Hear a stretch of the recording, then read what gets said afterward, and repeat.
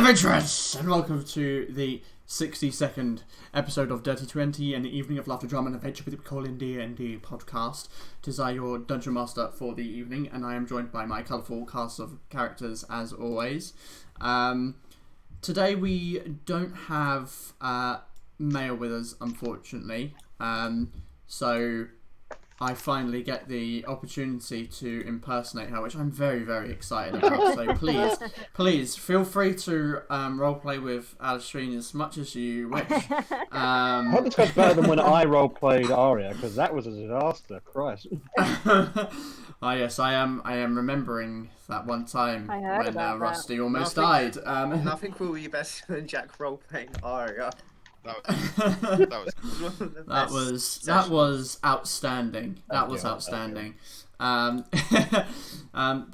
nevertheless, before we begin, does anyone have anything to promote? I got interesting vaccinated, going so you on? can as well. I got vaccinated, and I'm still. There you go. NHS are vaccinating. And he's still alive. So you're in that. Yeah, you can get vaccinated. Yep. So if you're offered the vaccine, There you go. Get that damn thing in you. You won't turn into a Titan. I'm living proof. I don't know. That sounds kind of cool. Yeah. I feel like that would be a good sell. If anything. Yeah, that's what I want. Just because I was kind of hoping that Sam would say it. I was hoping Sam would say it, but I guess it's down to me. On Thursdays, Natural Wonders, Star Wars RPG. Yes. Did our second session was eventful. Oh, it was Very eventful. How is that going, by the way? Is it Pretty well indeed. We recently, I think we had the fight with some TIE fighters, and then got into, of course, some chaotic energy on the ship. Released some.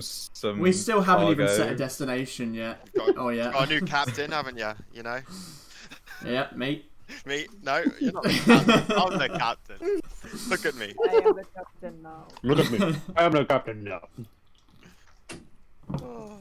So we'll see how that goes. So definitely tune in if you haven't already to that.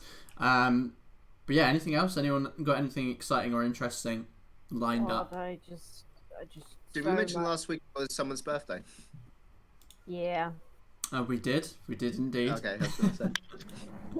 Lived a quarter of my life, supposedly. She old now. Oh yeah, it catches up with you. It really does. Okay, well, I guess if we don't have anything else, Just people in their 20s. let's just get into this episode of Dirty 20.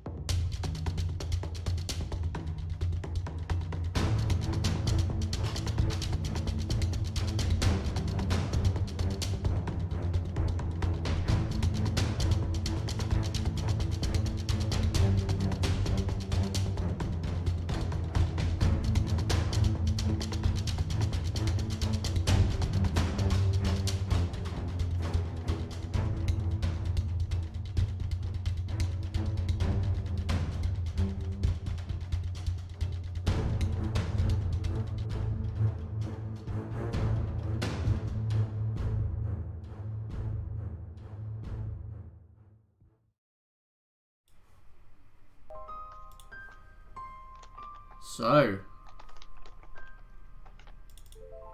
welcome back. Okay. So, previously on Dirty 20, a tale of twist and intrigue had befallen Fera Carta. Called upon by the Queen to investigate the destruction of their groundbreaking vessel, you took to the court and unravelled a myriad of secrets. Gaiac and Storm, off the heels of information implicating Conroy, went to talk with the man himself, a civil man upon first meeting, but things took a confrontational turn when they began to insinuate his involvement. His passionate defence revealed perhaps some of the darker beliefs he seemed to conceal. After this seemingly fruitless conversation, they returned to the inn to meet with the rest of you. In your room you discussed. During this discussion, a chance to detect magic by Aria unveiled the presence of a scry spell, watching you. Who was watching and why? Your next goal was to talk to the young Duke Gorovel, whom it appeared had snuck out of the window. A misplaced note, however, revealed where he may have gone. Picking up on his trail, you found him making a deal with a nefarious-looking person, and after an interview, it seemed the man had been selling Gorovel liquid pain. Returning back to the hall and confronting him seemed useful, as you offered him guidance and reassurance of his future, to his thanks. With all of your initial suspects investigated, you turned your gaze upon Nico, who you had questions for yourself. Inviting you into his room, he seemed eager to talk, and even more eager to see your magic. Despite his charm and poker face, it was not enough to conceal the failure to destroy a damning letter found in his room. Taking it to the Queen, you found him already in her presence, accusing you of the very same.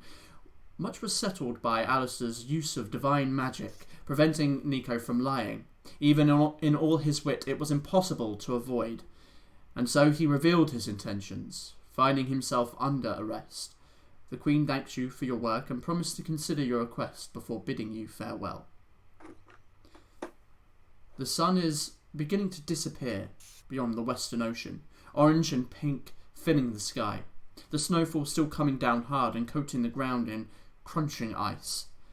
A cold night is coming, but soon you are greeted by the warmth of the Crossed Blades Inn. Patrons drinking and eating in mostly quiet.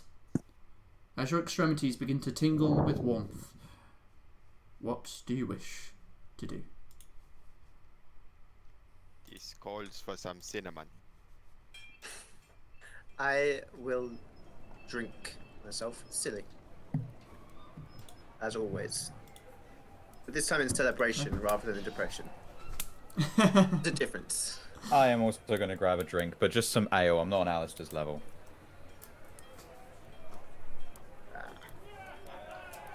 Okay. So I forgot to kind of say it at the beginning, but to anyone watching, we're using or attempting to use Sirenscape today. We may dot back and forth. There is one particular soundscape which is quite a vital one. Seems to keep crashing my player, so just bear that in mind. But yeah, any sounds and music that you're hearing is from Sirenscape. Okay, with that little nod out of the way, what would you like to do, the rest of you? So you're grabbing yourself a drink, are you? Is that what you're saying? I'm grabbing myself multiple drinks, yes. Multiple drinks. How many would multiple drinks be? I'd say... how much is one drink? Gonna be? One drink. So a house ale would be about 4 copper pieces a piece. 4 copper pieces. And once my character sheet loads and I can tell how much money I have, I will tell. Probably enough. I'm guessing that you guys have at least 4 copper pieces. You forget Alistair is probably one of the poorest members of the party. No, that's not true. Storm sounds pretty poor. Alistair is there. Storm is very poor. Yeah, but Alistair also spent his money on diamonds to revive members of the party. That is true. Yeah, there are quite a few different drinks. Ooh. I'll send you. I'd say probably not just always getting house ale, but like a mixture of like the strong ale and some liquor. Probably say about a gold piece's worth. That he's going heavy tonight. Oh yeah, that will. Damn, yeah, that will get you. I mean, at the very least. I'm not doing the math on that. What's 100? I mean, 100 divided by 4 would be like 25. No, that doesn't make sense. Does it? Like this, yeah, it does. Of course it does. Yeah. He's starting 4 copper pieces goes 25 times into. Yeah, so if you could get 25 ales. He's starting off with like, sort of like, to put it in humans like our terms. He's starting off with a strongbow cider, you know, like starting off soft. Okay. Then he's gonna like move. So a viper's. Oh no, you're not having the blackcurrant. And then he's going to start going into like the snake bites and stuff like that. And then he's going to go into the hard liquor like rum and coke. And then vodka and shit like that. Okay. Well, unfortunately, they don't have mixers. But like, I'm talking about like straight. Ye old days. Yeah, I know what you mean. But there is a snake bite. It's called a viper's bite. Funnily enough. Get some mixes. I'll do that then. We're gonna get sorted. So invent Ye old Pepsi.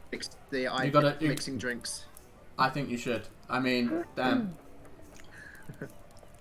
okay. So yeah, you can grab a gold pieces worth of drink. Are you getting that all at once or over the course of the night? Over the course of the night.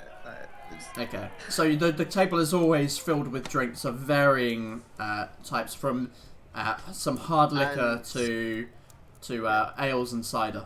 I guess I'll spend like a silver piece to get my 2 water skins refilled with the hard stuff as well. Okay. Yeah, absolutely. You can do just that. Yeah, no, And they're going to be filled up with some. They're going to be filled up with some vodka.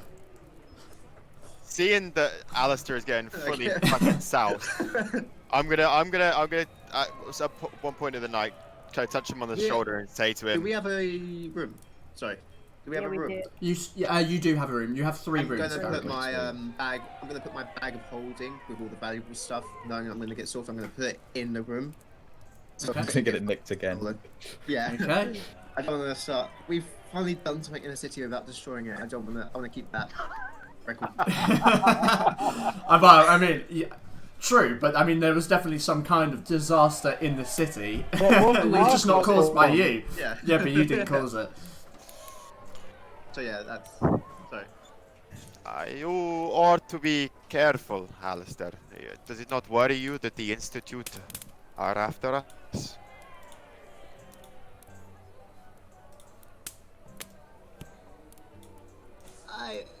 No. No.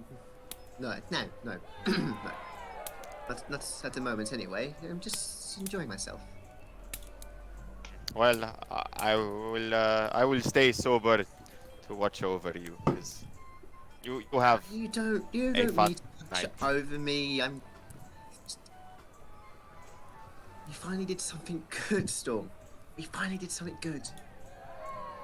Yes, but Let's enjoy ourselves. I worry that this is not the last time we have seen of the Institute.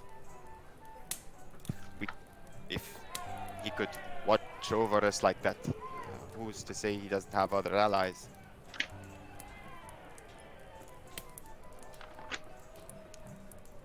True.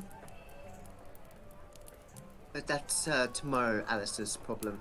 Tonight Alistair's problem is going to be whether he's going to remember tonight. And then we'll just carry on drinking. I'll just get a bowl of water. Okay, you can get yourself a little bottle of water. A bowl of water. Bowl of water, yeah. I am gonna grab a viper's bite and then go and sit down at the table cheeky. and put a little beetle on the table and use my hands as a border for it to run around in on the table. And just watch it. I'm going to grab a seat. Okay. And just a seat. So you guys can have. I mean, it's not majorly busy in here. It's not overcrowded, but it's full. You know, there's a lot of life in here at the moment, but you guys can grab a table easily. I'm gonna grab a demon's tongue. Okay, Cool. so demon's tongue would be. So first of all, a viper's bite would be 4 copper pieces. Demon's tongue would be 8 copper pieces because it's a spirit. Beat. It's not a spirit, it's a demon. So the viper's bite has this very cidery taste to it. It's weird because it tastes very sweet and almost appley, but it has a very thick head on it from the lager that is poured into it. Live head. And you can see this purple swirling on the inside where the blackcurrant is just kind of beginning to mix in, and it's an odd taste. It's an odd taste of blackcurrant, apple, and alcohol. It's weird. not unpleasant, but weird. The vipers, sorry, not vipers bite. The demon's tongue, as you have tasted a few times now, I believe. Yeah, I think so. It's that nice burning sensation down the esophagus and in the belly feels just warm. Yeah. And I guess there's a bit of an irony of you drinking that. Yeah. Pretty I mean, I definitely did it for the pun. I kind of want him to be whispering in your ear, good. My favourite. For you both. So what did we all make of that then? Troubling. I mean, it's it's definitely interesting to see. Dealing with these people reminds me why I hate courts. You and me both, Kenser. Yes, these people, they do not speak what they mean. It's confusing. Welcome to court life. Oh no, they definitely speak what they mean. I'm pretty sure he did want magic to be legal, but he had his own plan underneath that. As long as you could control it, yes. The Legal. trick to I believe- getting it to I tell believe- part of the truth. To manipulate it and use it only in their interests, not for everyone else to have it. This was. Exactly. It scares me more than all of this politics and courtly behind sniffing. Oh. Add the Institute to the list of people that we don't like. I mean, we knew there were going to be consequences for breaking into their secret base. Did they know that's us? They do. They Yes. do. They did know it. That said in the night, didn't it? That it's the same people that were in Soul City. That maybe. If we didn't know before, we know now. And its Yeah. asset taken. So Arilla was a big asset. They were We are definitely, to- using her for something. We are to grow eyes in the back of our head if we are to travel with such bombacity. Yo, would I know what level a scrying spell is? Yeah, it's in your spell. It's in your spell list. Yeah, it says, Yeah, I got there eventually. it says attached is a rendering of the attackers, so they know what we look like. Is it like artistic? Based on what we can see, is it like artistic Well, I representations? was Like, shapeshifted. I took it like a guard, so I think Storm was seen, Hmm. and I think Alice Wasn't Storm invisible? Storm and Anastring were invisible. I was invisible, but they saw a illusion that represented me. Yeah. You would know that it's a 5th level spell. I thought yeah. That's quite high level magic to be using flippantly.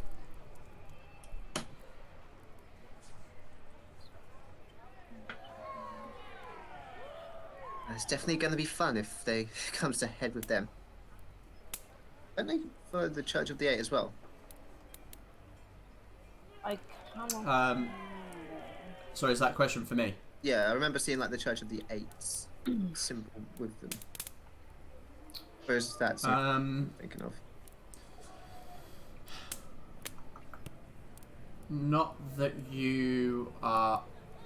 Not that I remember. Okay. I think you saw there. You would have seen the symbol of the Institute, which should be in your journals. Yep. Yeah. You definitely saw that when you were in the facility. Are you talking about when you were in the facility? Yeah. Yeah, when we went to the facility, I remember there being like, unless I'm just misremembering shit.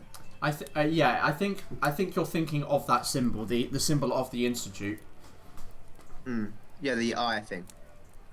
That's the Institute symbol, not Okay. Church of the Eight. However, what you do know is that the organization, the bigger organization of the Institute, did have or was connected to an academy in Sil City, which was called. Let me just get that up for you. Because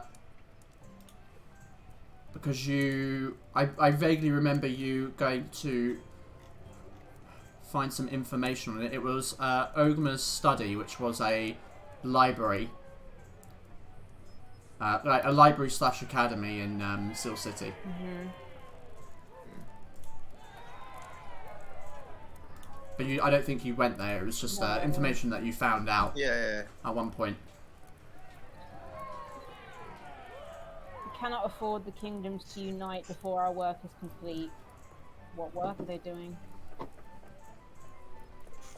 It's all very concerning. Add to the list of things to do.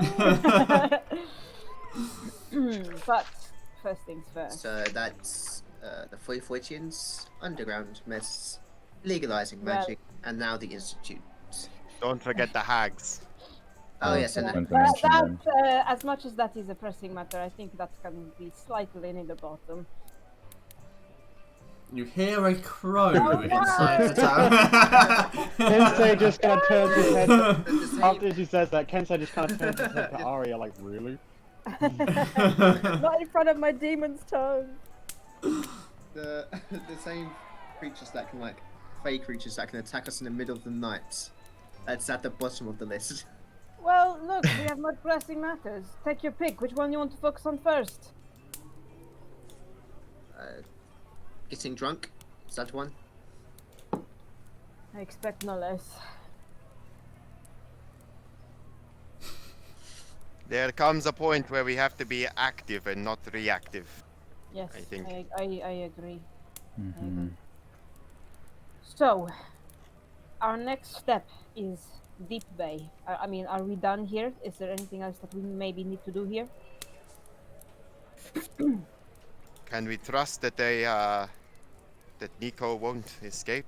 If we know he has methods of the arcane, do we want to visit him before we make venture? I think we should try and see if we can gain any information from him. I don't know what we can get, but we should try. I doubt he will speak, but we might get something. We might get something indeed.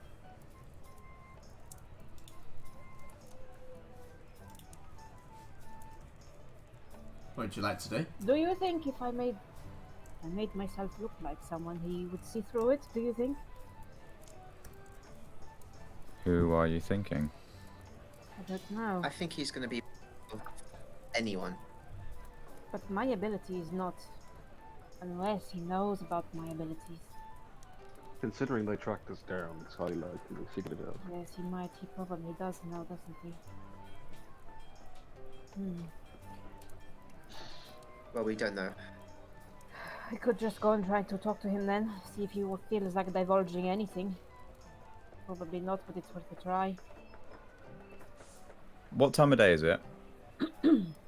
Currently, it is probably coming up to near enough 5 now. You've come in, had a few drinks, and made your way back. 5, I thought it was night time. Yeah, I thought I was about to say it. That's why I was getting so. No, it's you've got to remember it is literally like the heart of winter right now, and you're in the northernmost continent, like the northernmost province in the entire continent of Val-Aeria. The past it gets dark at 4 o'clock. The past 4 sessions have all been one day. Yeah. So, that's not actually as bad as some other sessions we had ages ago. There were 4 sessions in one day. It was crazy. But they were packed, you know. They were. So it's about 5 o'clock now. We could express the importance of trying to speak with him, as we have had a run-in with the Institute before, and they're doing. Could possibly help the Val-Aeria security, you know, Val-Aeria defenses if they get information, so it could benefit them as well. I don't think we should do anything that could get the ire of the Queen. I think she would want to be the first person to have a conversation with him. I feel like the Queen already doesn't like us enough as is. Yes, I don't think she wants to have any ties to magic just yet. My only concern is that they are not prepared to restrain a man who knows the arts of the arcane. He may be able to escape quite easily. He's going to escape. What defenses do they have to stop him? Also, may I ask, what proof do we have that he's able to cast magic? No, we don't. He was looking at us through a spell. We don't know if it was him though. True, he was very curious about it, but maybe that was his own narcissism and... I reckon that the Institute is full of lots of non-magic users that are just interested in the arcane, you know? He could be one of them.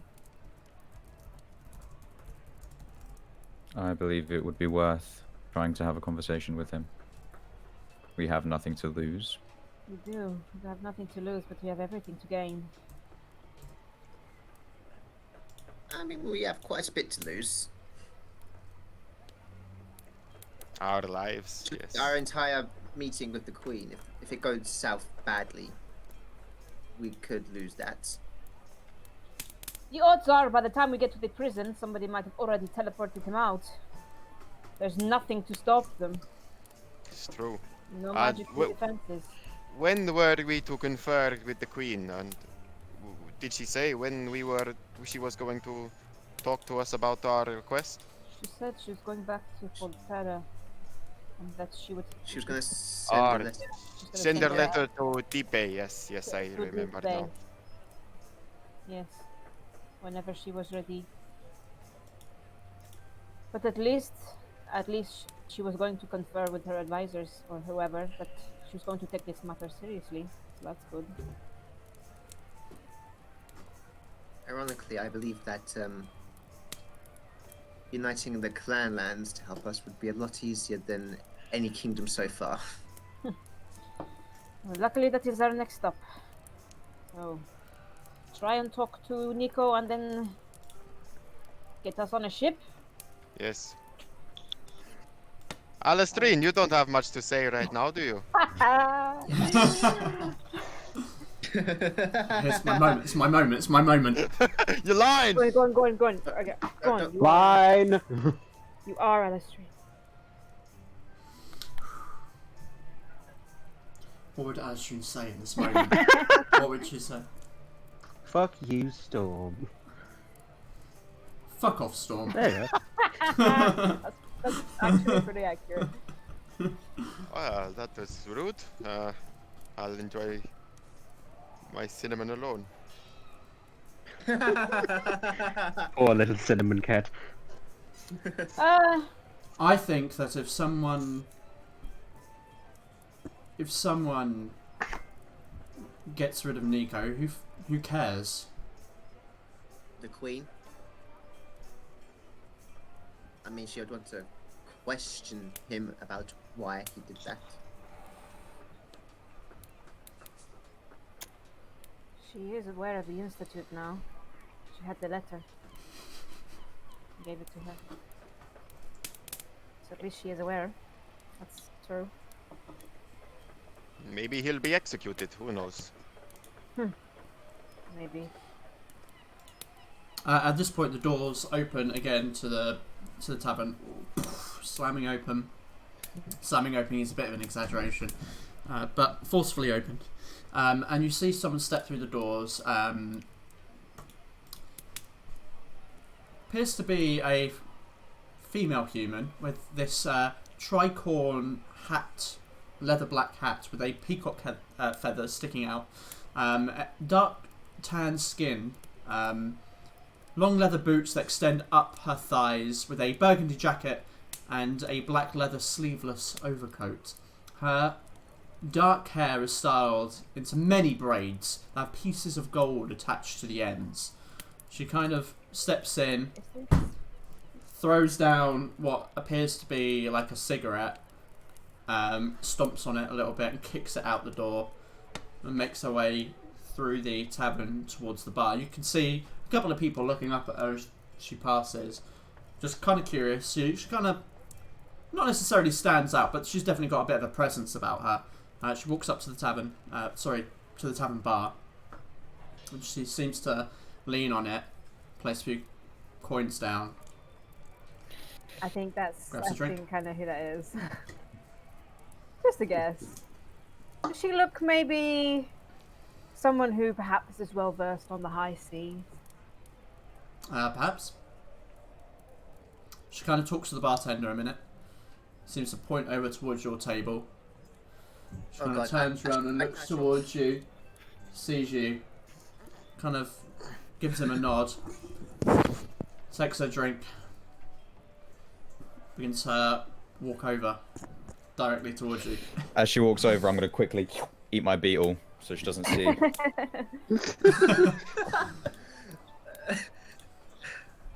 Quick, everyone, act like we're all talking about. Act like we're all talking about something funny. Oh! So funny. She kind of walks up to the table, stands there. Alistair, Are you Fera Alistair tries to do, like, Carta? the thing where... That's us. Yes. Who's asking? Captain Clara Diamant. Oh, you are just the woman that we were going to see later in the day. That noise sounded like Pegasus from Yu-Gi-Oh! Like, woo! See, my men and I have been waiting for you to come find us at the dock. I was told that some very strange looking people were staying here, and I assumed it was you from the letter I received from Leandra Ravenwood. I take that is you then. That is true. We are very strange looking people. You are in the right place. We have had a little bit of excitement in this city, so we apologize for being late. But Well, it's not like I could go anywhere. yes, It's been locked down. yes. With the whole dock, See? no ships in or out. No, well, not for the past day, but it would seem our luck has changed. Everyone is able to leave. That's great. That's God, great we news. did it in a day. We're awesome. We are pretty awesome. My dear Captain, we have one small task left to do in this town, and then we will be with you. Is that alright? See? So long as it's done by 0900, that's when I want to get underway. Of course. Is that 0900 tomorrow or today? 0900 it is... You don't understand how time works, do you? Time works differently when. Time is very strange for Fera Carta. 0900 was hours ago. Oh yes, well, Means the morning. That's how we talk on the seas. we will hope. I've never been on the sea. Anything I should know about the sea? I've never even touched it. We are, You've never been on the sea? I've never even touched Oh, the sea. No. you're in for a treat. me neither. I am very excited. See, Alistair, you know, I live in Okay, I will do that. Oh boy, we're gonna blow your mind. Mate, you're gonna love this. I live in a large desert. Well, we will hopefully not be very long, and we will come to you straight afterwards. We have done. That is fine by me. You'll find me on the Serpent, The the serpent. docks. Oh, what a lovely name. Maybe right. Yeah. Wow, isn't it? Yeah. All right. May I get you a drink as compensation for being so late? There is no way I could refuse such an offer. What would you like? What is your poison?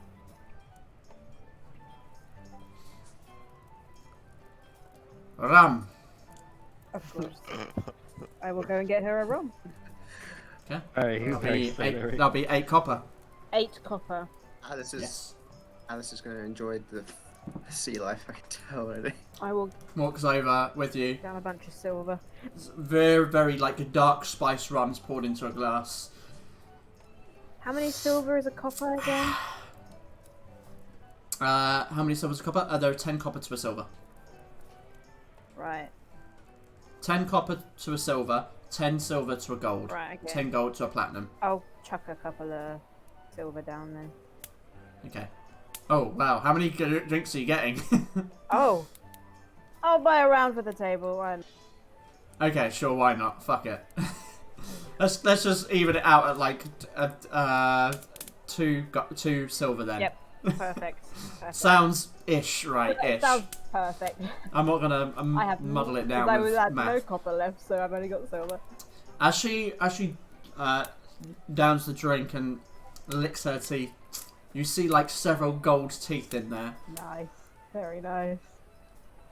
I'm excited. I'm so excited to go on a ship. You don't understand. Right, okay. Let's go find Nico. I'm Let's excited go to find see that Nico. crow's nest. I will stay. As you kind of have a more like closer proximity to her up at the bar, you can see now that on her darkened skin there are like the remains of like battle scars across her face and down her neck. She's definitely seen some action, and she's got a ferocity to her look, but certainly a stunning beauty below it. She's got a killer outfit. She's got scars. She likes her. Oh mate, this woman. What a woman. Here you go. I'm gonna. Do you know what? Because you're already like fangirling. My kind of woman. Are we gonna just start simping? Oh, the gifts have already begun. I mean, Aria's There you already go. simping. There you go. Oh, in the chat, Oh, yeah. Oh, brilliant. yes. Aria, Yes. I know. Yeah. I've not really been to the sea, but because of my time in like Stellar Lapsus, that's kind of near the sea, right? Or do I know of any creatures? I've heard any creatures from the sea. Myths. Roll me a history check. This is very, very difficult. Yeah. Your knowledge on history, on like nautical history, is very limited. Your time in you haven't spent a great deal of time in Stellar Lapsus, and certainly not enough to really. It's not. There is an ocean. It is technically kind of like an inner sea, so there is deep water there.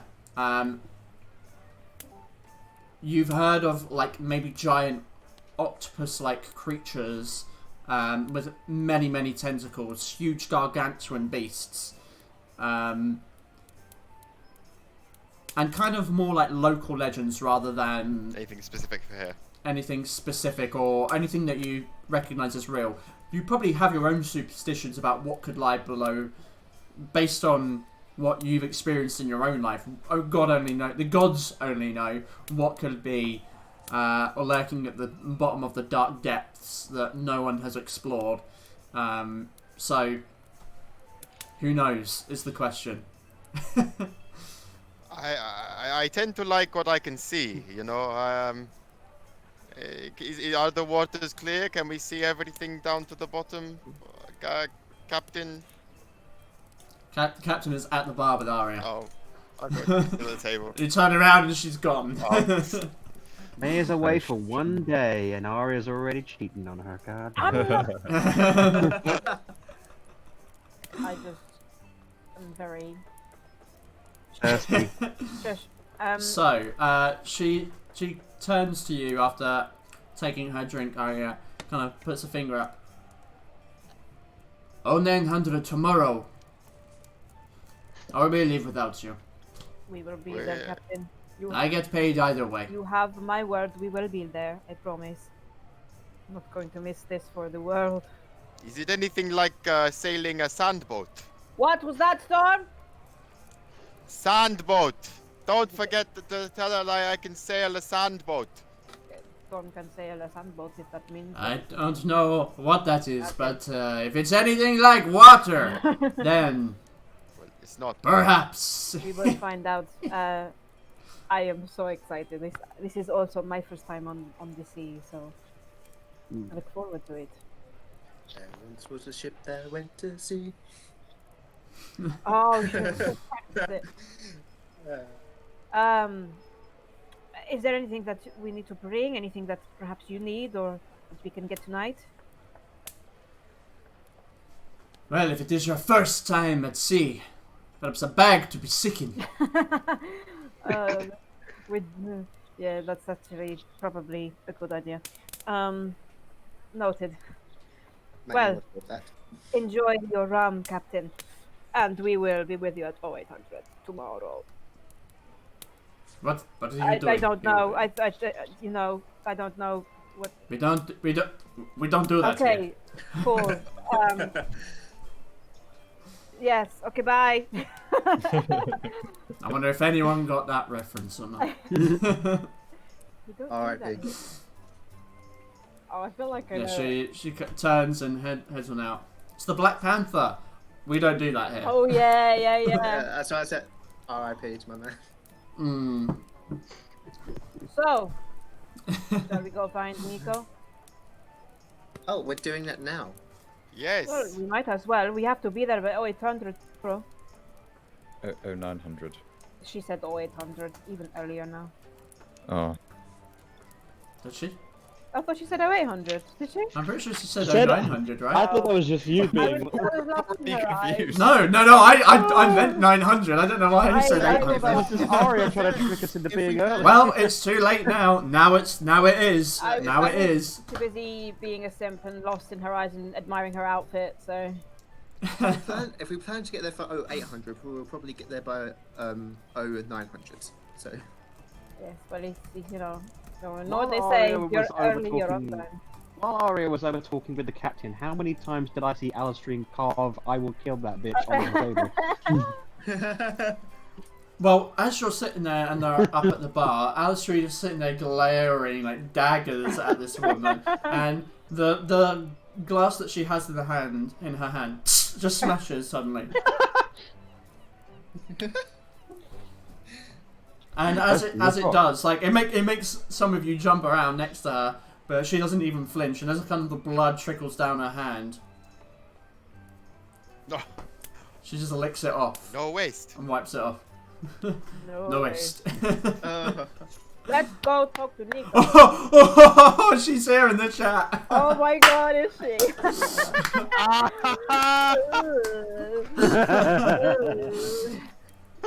Ooh, Oh, fuck. ooh. They've been cheating on you. Right. You thought you could escape your girlfriend's eye? Okay, we Gonna should happen together today. one time. Oh dear. Well, anyway, Anyway. what would you like to do, my young? She says, "I come for 1 second." Oh, that picture's never gonna go. Oh, brilliant. Let's go find Nico. Okay, so you're heading off to find Nico. I'm saving that image. Oh no, I haven't seen this. Now I feel left out. Look at it. Can we just put that image on the Put it quote on this, section? just put it on the stream. That is just one of my favorite images of all time. I wish we could share that. It's just the best. Would you make thing. it an emote? If we can make that an emote. That needs to be an emote. Yeah, as soon as. Pictures of Jay, Ewan, Oh no. Maya, and Sam now. I just need 2 That more. would be Up From a brilliant. repertoire of blackmail. Brilliant. Anyway, Just talking to her. Calm down. so you guys are heading to try and find Nico. So you've passed it a few times because the Crossblades Inn is pretty close by. There is effectively like a militia house a few blocks over, which includes a jailhouse that you've seen them take criminals in there in the very few days that you've been here. You've seen guards kind of making their way there with people, and that's kind of your implication of what that area might be. So what you probably think is your best bet to try and find him would be there if he was going to be taken anywhere, based on the limited information you have of Porta Minor. Okay. Cool. Knockily knock knock. Okay, so you head on over through the streets. So it's very, very chilly now. You have to pull your cloaks over, and in the nighttime, effectively like these little lamps are coming on or being lit by lamplighters. throughout the streets, and you follow the bless you. You follow the road down towards the militia house. It's large, kind of very large stone brick structure, which stands out against the plaster of much of the other architecture of the city, or the town, sorry. So it definitely stands out with a kind of a towering tower that looks over the surrounding area. But you make your way to the what appears to be the main door, this large set of wooden double doors. A few guards walking around outside. What would you like to do? Go on up. Yeah. Okay. As in going up to the door? Mm-hmm. Okay. You walk up to the door. Are you heading on inside? If no one stops us, I guess. No one stops I mean, yeah, no. People just kind of. I mean, the guards kind of give you a glance and see you approach the space, but don't Just kind of nod at seem them. to intervene. Yep. Kind of watch you give a nod back. Curious nod. But you make it up to the door without issue. Head inside.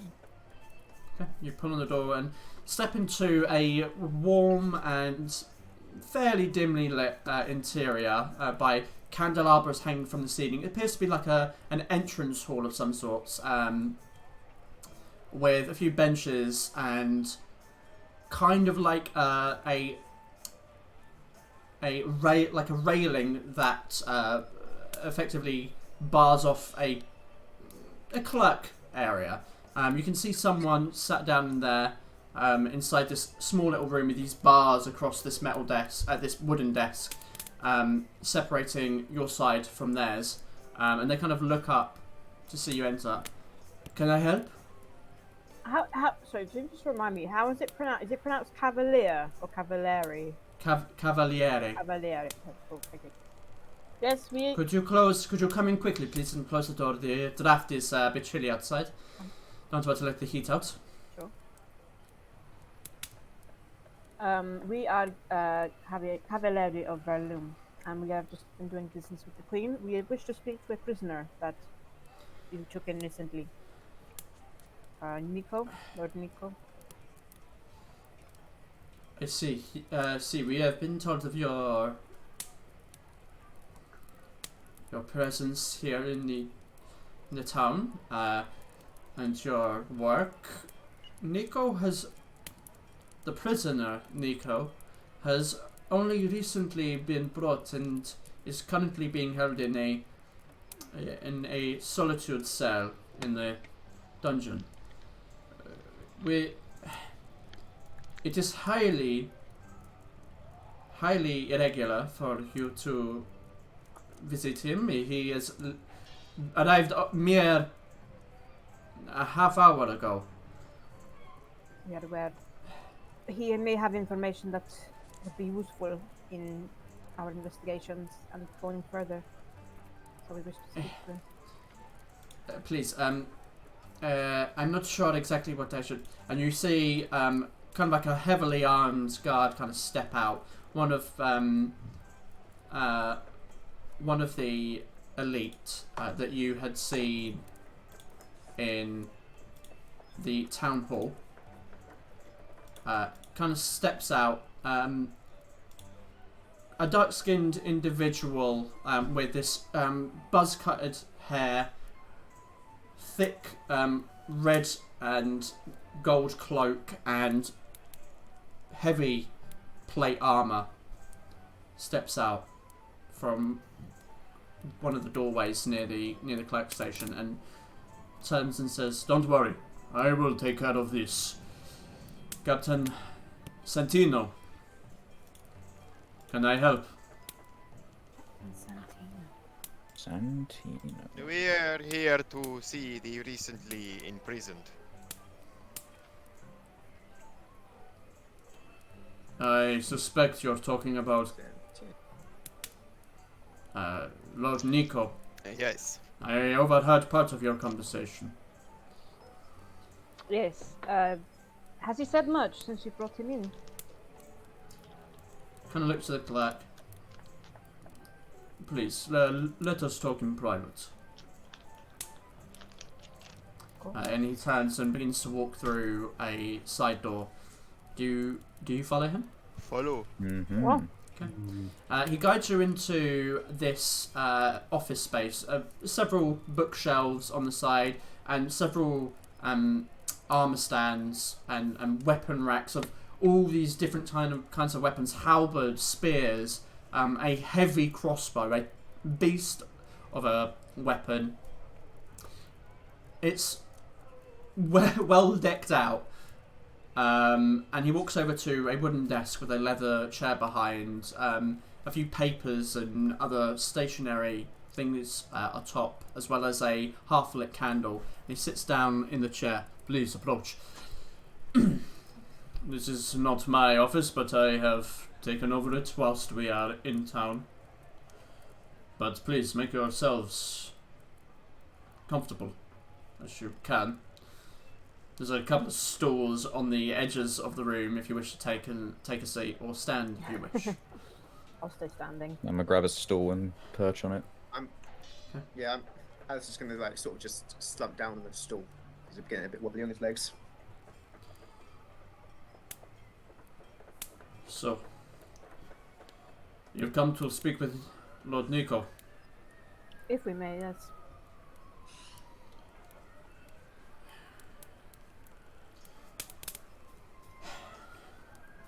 It is irregular. We wish to do our own interrogation.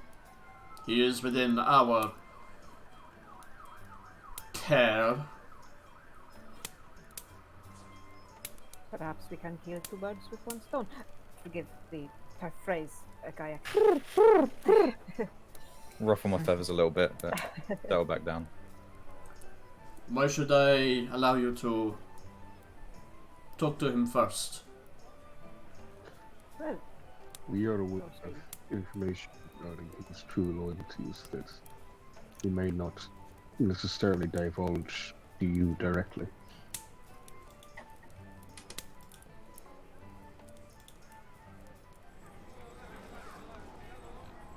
once again. Sorry, could you say that again, please? We are aware of information regarding his true loyalties that he may not divulge to you directly. Now, do you think he will directly divulge it to you? We know already who he has loyalty to. We know a few more pressure points that we can ask, more directed questions. Mm-hmm.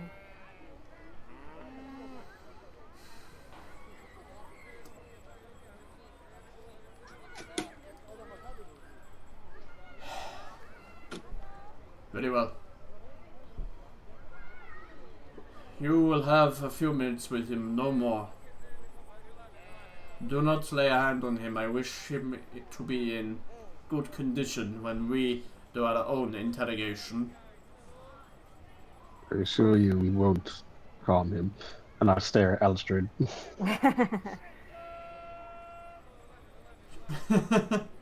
She kind of glances you a look like, what?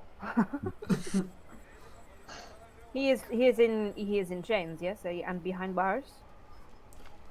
Yes, he is bound and gagged and locked in a cell with no windows, no way out. So we might need the gag removed. But other than that, we will Would not it be lay a a finger. Would it be... Sorry, with the guy who's talking to us, is he a captain or is he... He introduced himself as a captain. Santino. Yeah.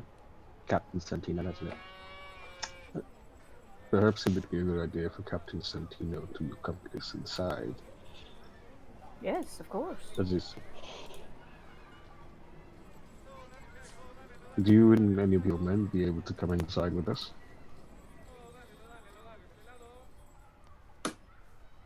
I will come inside if you wish. Seems makes sense. This way you can see directly the answers that he gives us.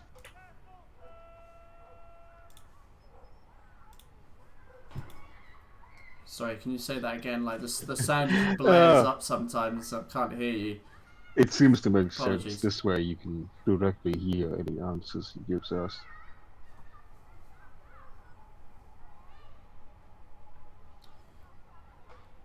Very well. Murph gets up. I'll lead you there. If you are wishing to go now, I believe we do run a rather tight schedule. then follow me. He walks out the office, leads you down a hallway and down a set of spiral staircases, down to this dim and damp dungeon room. The walls, ceiling and floor are made of thick, slick-covered stone slabs, and he leads you down. You can see at first iron bars that make up general cells, and he turns a corner at the very end. And you can see a couple of people in there, people that are likely drunkards, or other criminals that have been caught. He turns the corner at the end and walks down another corridor, this time a little bit narrower, and as he does you can see effectively it's just this dark corridor with every so often there's just a thick iron door with what appears to be like a slider on each one at eye level and one at like kind of a hip level, and he walks down and comes to one. This one here. Are you ready? Before we go in, what exactly shall we try and get out of him? What questions do we want to ask? I think the main thing we need to You might want to have this conversation What is elsewhere. He plan will be is? able to help. He will be able to hear you inside. Just waddle down the hall a bit. How about at the Institute mainly? Isn't that why we're here?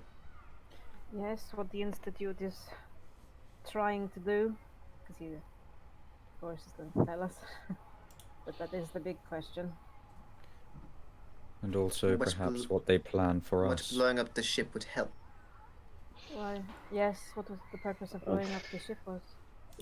I think an important, more immediate problem might be to try and find out why they are so against the uniting of the nations. Okay. Okay. I got bad memory. Orion starts writing this stuff down on her wrist. It's like, okay. United Kingdom. Okay, cool, check that out. What else did we say? Oh, someone said something good. What are they doing? Why? Wait, didn't you say why do they need us? Why do they blow the ship? Yeah, what's their plan for us? Did they want us? Well, they wanted, like, what they I mean, I think that was planned to do about us, yeah, but is it Well, more they- than just trying to kill or capture us? And mainly, what's their plan in general as well? Yeah. I would put any questions relating to them and us maybe lower on the list. Yeah. Like- Well, think yeah, it's- of course. Have you got why blowing up yeah. the ship? Oh yeah. Why? Yeah. Oh, okay. I think those are the And main the ones, United- aren't they? The nations. Yeah. Why they don't want the nations to unite. Okay, let's go. Okay. Because they're gonna tell us. Because he's gonna tell us all. But anyway. The captain pulls off a ring of keys and unlocks the door. Opens it. Kind of he more like slides it rather than opens it. Slides the door to the side. As you look in, it is near pitch black inside, and you see a fragment of the individual that you had met in the previous days. Rather than his glorious and noble armor and clothing, he is now in these loose beige dirty rags, sat at the end of a metal bed frame, just kind of sat there, hands on his legs, looking down. His once groomed hair is now greasy and slicked forward as if he's been thrown about. He looks dirty and a bit of a mess. Even in the time between where he's arrived, something has kind of changed about him. Certainly his position has gone from here to woof, right down. And he kind of looks up as you enter, and even through this dirt and filth, his hands bound, his hands bound by chains, his legs chained together, kind of similar to how you started your time, arms and legs chained together. Very bad. A rag gagging him. He kind of looks up, and even through the gag and the filth and his position, you see a wryly smile or smirk across his face as you enter, and he looks away back down at the floor. Santino steps into the room. Aren't you a lucky boy? You have visitors already, Nico. Please, come in. Step in. Mm-hmm. Okay, you step in, he closes the door and locks it once again. Well.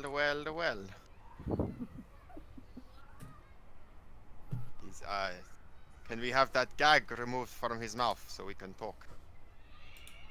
Santino walks up, grabs the gag, and rips it out of his mouth.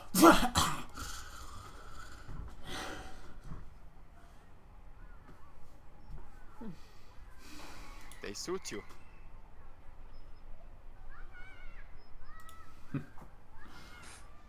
What do I do to deserve such a visit? Was humiliating me not enough for you?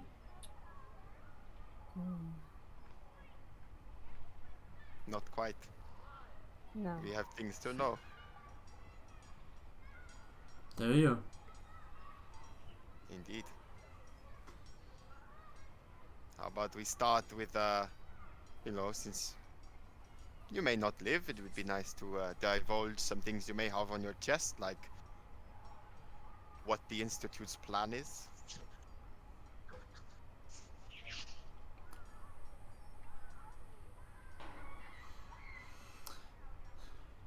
Did you really think that you were going to just walk in here, ask me some questions, and I was going to answer you? Yeah, wow, you really are as foolish as I thought. Sometimes it's the I mean, things you can that answer them or not. If you answer them or not, it doesn't change the fact that you're still going to be in here by the end of the day.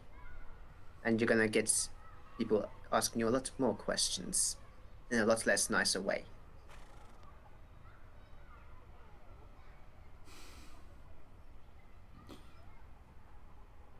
thought you might Perhaps. want to answer us since you're so obsessed with us as well. Obsessed. You flatter yourself so much. Oh, well. Wasn't it you, the one who was watching us?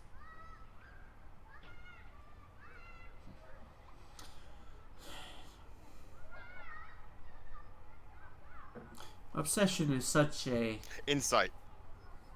Okay. What are you The silence? silence. You didn't answer that. It took way too long to He answer. was about to. Okay. Rowan insight check. Can I also just keep an eye on him to make sure he's not doing any magic sort of Sure. trying to, Roll a perception check. Roll a perception Oh check. no. roll a perception check. I never roll good insight. Once my roll 20 wants to load. 8. Okay. So. Hey, same. Alistair, you kind of watch him. He doesn't. His hands are bound. It doesn't look like he's doing any kind of arcane anything. Storm, you watch him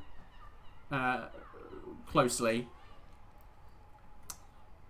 He is a poker face.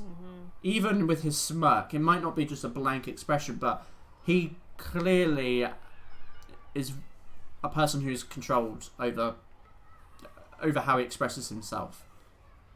You don't get anything from it. It's hard to tell what his intention was. Obsession is such a strong word. I would use the analogy of walking through a library and seeing a book with a cover that interests you. So you take a quick browse and then you place it back when it bores you. And yet this book got you in prison, so this analogy doesn't really work. I think it does. You know, Lord Nico, I am very disappointed. You know, Oh, so am I. first person who comes to us and says that they want magic to be accepted, and turn out to work for people who just want it to be accepted so that they can control it. Oh. What's the purpose of that? Why would you not want a united people? Why has magic got to be something it's only for the Institute? Is it just about power?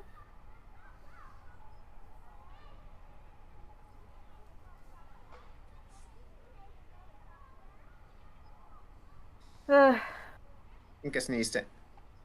Nico, have you heard what people from my religion do to those who don't answer questions?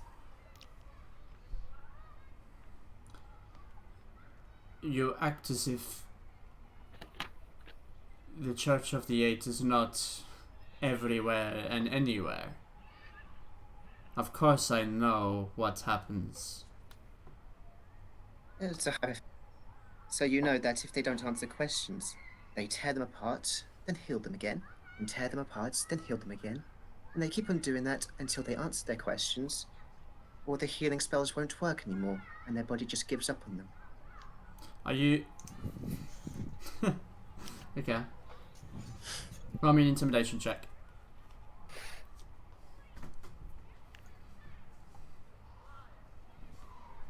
Intimidation. You know what? I never actually thought about that. That's a mad way to torture someone. Yeah. Fuck, I'm drunk. Alistair's drunk. It's a good way. God damn it. Alistair's pissed while interrogating. This would not be the first time that I ignore the words of a drunkard. Just to be clear, did we learn a name of any of the people when we were sneaking through the Institute? Like, I remember there was a professor. Yeah, we did. Professor Dalish. Oh, Yeah. other than Professor Dalish, yes. That was the one. And Antonio, the best guard ever. Oh, Antonio. Poor Antonio, What he babe. is so fired. God damn Antonio. What an absolute babe. Yeah. No, Antonio! God. He is so fired right now. Antonio is absolutely fired. I can only think of Danny DeVito whenever I hear the name Antonio. Hey, Antonio! How you doing, buddy? You know, Lord Nico, we can perhaps help each other. We have knowledge, you have knowledge. We could exchange a piece for a piece. Just for an answer to some questions. And what do you have that I could possibly want? Well, you said it yourself. You have magical abilities. Isn't that about interesting enough? But what does that mean? What does that give me? You're just stating a fact, not an offer. Jesus Christ. Your imagination must be really low to not come up with anything you might want from us. That is not That is not what... how this works. You offered me something, and I see if I want it.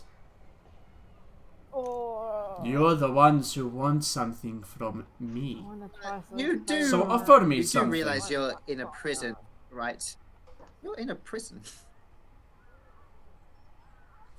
We're offering you a chance to give information and not get tortured for it. I might be in a prison physically, but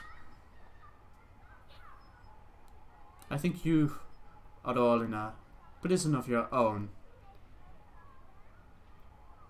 That's very cryptic. Well, at What least do you this mean by person knows that? how to give us. This book is beginning to bore me. Oh. Oh, Gaiag. What are you Very well. suggesting? We incinerate it? I mean, that is one option. You see Professor. You see the. I would say Professor. You see Captain Santino kind of uncross his arms and step forward. I believe we had an agreement. Fair. I can, like I said, I'm Church of the Eight. I can heal any injuries you might have. That wasn't part of the deal. Captain, would Fair you like enough. to ask any questions?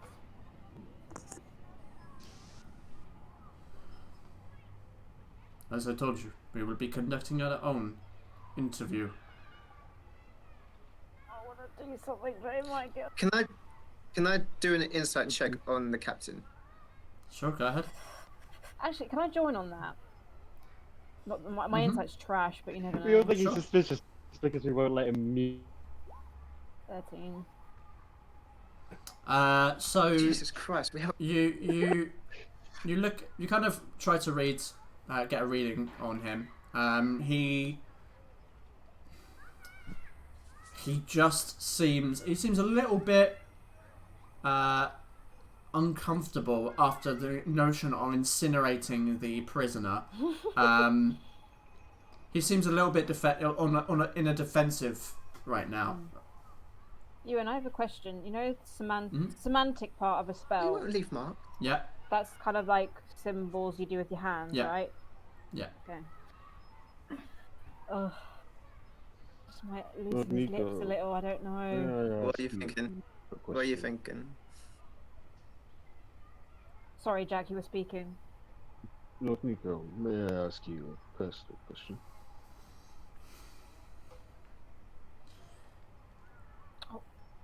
Sure.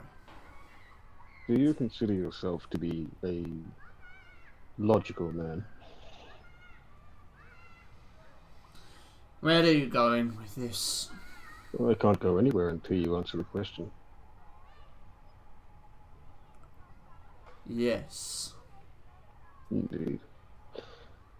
Tell me, in your experience, has the Institute ever accepted failure?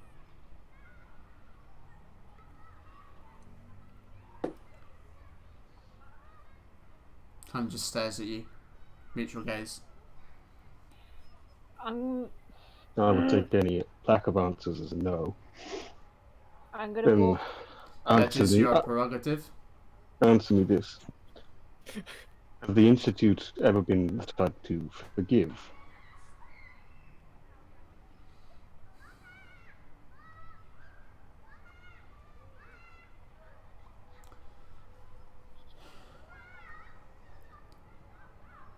Will you just get out with it?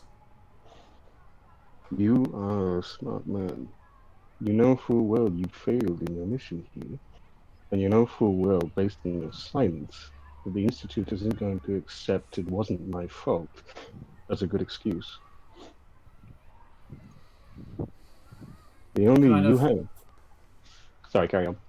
No, you go on. The only alternative you have here is cooperation. Because the other option is they silence you. We want you alive. They do not. Kind of leans back. Did I fail? Considering you didn't want us to unite nations, yes. Queen is already taking steps to move forward with that plan.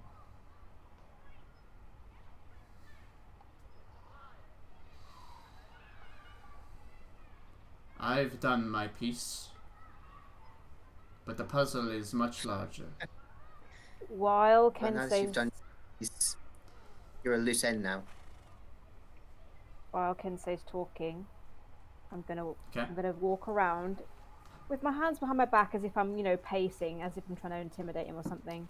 But when I get behind him, behind my back, so my hands can't be seen, I want to try and cast Charm Person. Okay. What are the It's commands a of it? wisdom saving throw. We're not. But what are the we're not components? fighting- What are the components? We're not. It's visual and semantic. I'm willing to do sleight of hand if you want me to.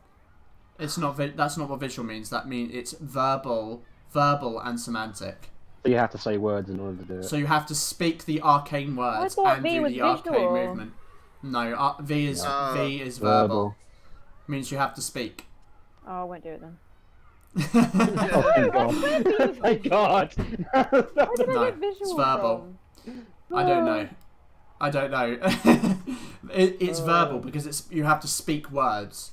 It's like speaking a mantra or whatever. Not the right word, but it sounds fancy, so it works. I thought that was part... Oh, I don't know. Alright, I won't do it then. No, it's verbal components. Verbal, semantic, and material. They're the three components that a spell can have. This is just verbal and semantic. Yeah, I won't do it then. Okay. I like what you're going for. I get that in my head as visual. I don't know why. Yeah, semantics the visual part. Yeah, it's see, I thought verbal was part of semantics and V was visual. Yes, semantic is to do with the body, I'm pretty sure. So it's like what you do with your hands. Yeah, because some things only require some things require like just like using your hands, whereas other things require you to speak. Right. Which is like why the silence spell can basically incapacitate a wizard. Oh, fuck. Right, I might... Because it stops them from being able to do verbal components. I'm going to put some flair on that then. I'll think about that later. I won't do it now. Realise that? That's disgusting. Well, there's one that basically makes you not be able to speak. Or something. I can't remember what one it is, but it might not be silence. That because you used that last time, I think. Anyway, I think silence you can choose who can speak and who can't. Whoa! When did Gaia get Guidance? Hold on. It was one of my cantrip things from my feet. Druids can cast guidance. Yeah. I accidentally sent it. I wanted to expand it, but I accidentally sent it in the chat. I didn't even know you had that. There you go. Know your players. Anyway. Carrying on. I'll still do the walk around anyway. Try and intimidate him. Okay. Okay, noted. Regardless of whether or not you fulfilled your action, as my friend has stated, you are a loose end. Your survival, the circumstances have not changed. As I said, we want you alive, they do not. It's only logical that you side with us in order to ensure your own survival.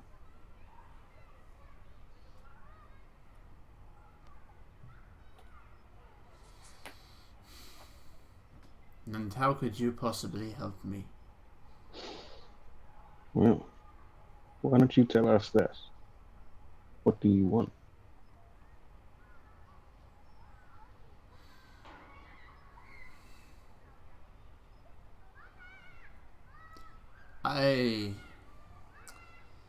I can't really say that when I don't know what you have to offer.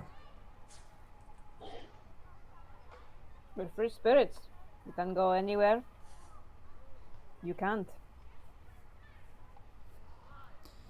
I don't think bragging is an offer. You have to understand, your life as it was is over. You have to help us help you extricate from this situation. You are very good at speaking many words, but you say very little. I prefer to get to the point. I would prefer that too. I am getting very tired. I want to know what you can offer. You say that you are free spirits and that you can go anywhere. What does that do for me? You said that I should help you to help myself. How? What could you do to help me? Well, currently we have the ear of the Queen. And if all goes to plan, possibly the ear of others in power. We're on our way to be there.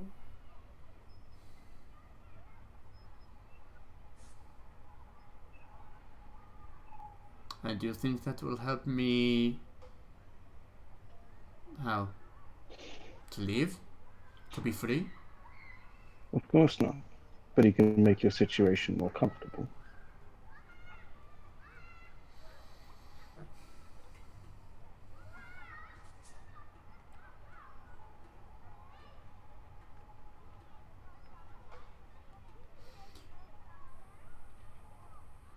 Very well, let's talk.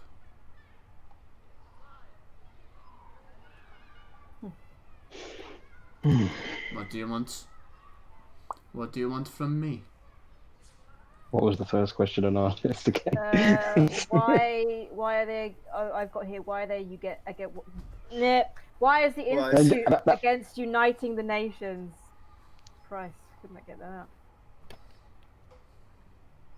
Why is the Institute conspiring to be against the uniting of the nations?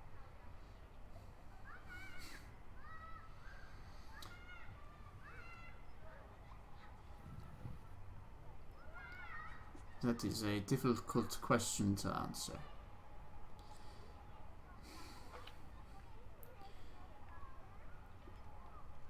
The people that lead this land are foolish and driven by power and greed. They do not understand the potential that lies here within.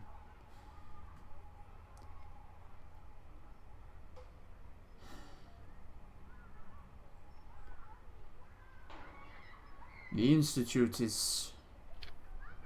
Institute knows no borders. It is everywhere.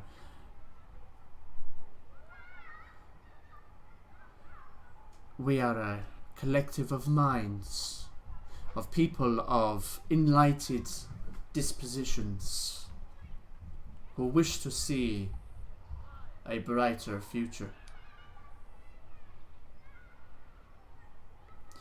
But with unification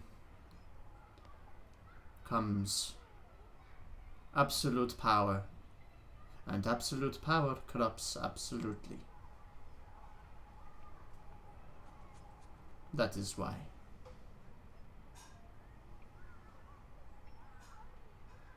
Does that answer your question? So you do wish to unite them, but only in a way that lets the Institute control them.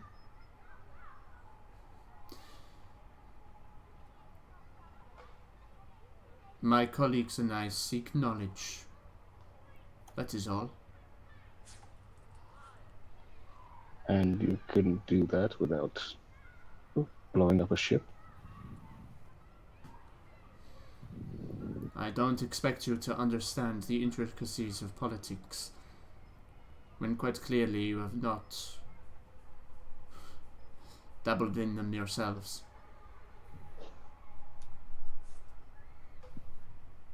I don't know where some of you are from, but it is very different here on the coast.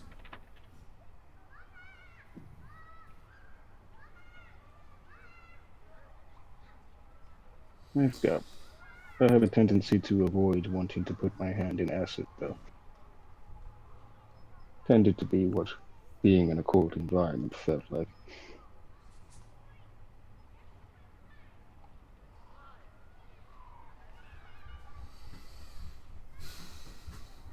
Anything else you wish to know? What was the purpose of blowing up the ship?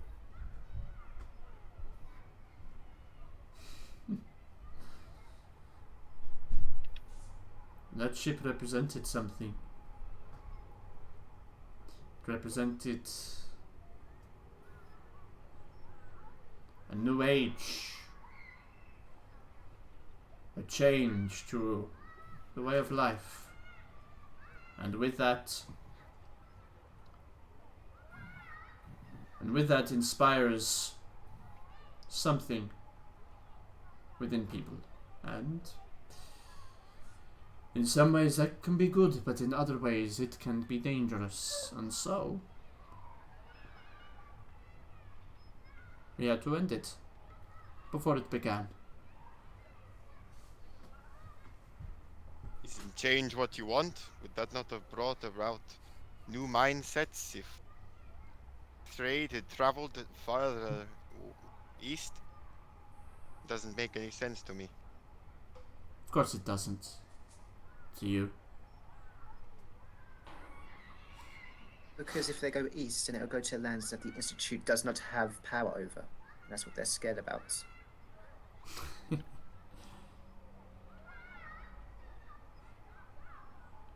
It is not about fear. Do you have any idea what it's like there? I've heard the stories. I've never been myself, but there are people who I am acquainted with who have experienced. You're talking about the east, huh?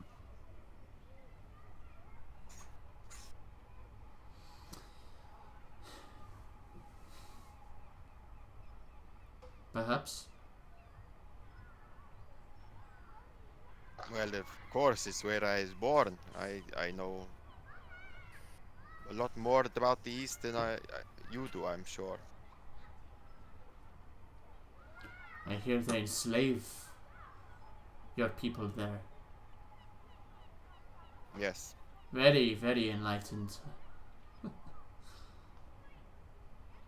And that is why I'm here.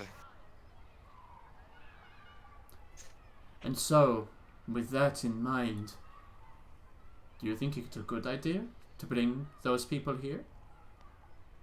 To bring those ideas and that knowledge here? But I've seen no better in action and thought here either. When it comes to being in Bellinor with your threat from the north. We are not Bellinor. True. We are not in Bellinor, but there is a lot of savagery here too.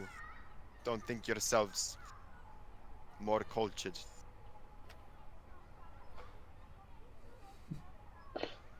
If I may interject as well, simply destroying the ship does not guarantee that. Sorry, is he talking? He's talking about Stellarius, right? He's inferring it. Stellalapsus. Yes. Sorry, I'm just trying to say if I pronounce it right. Sorry. You were trying to infer that destroying the ship would prevent a transmigration of cultures, but it will only be a matter of time before the Stellalapsus wonders what is to the west. Whether you destroy that ship or not, it will come eventually.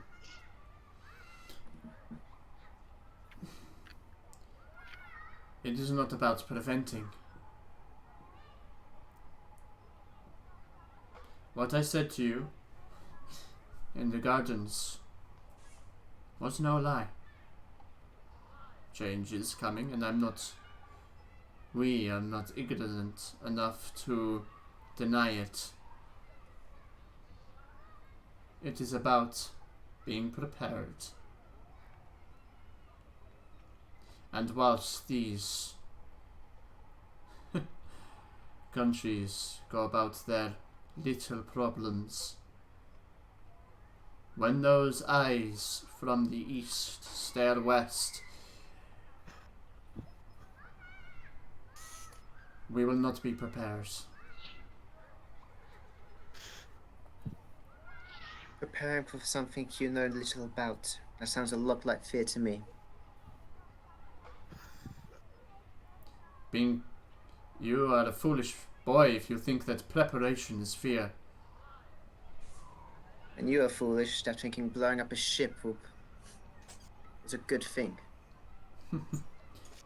We shall see who was right.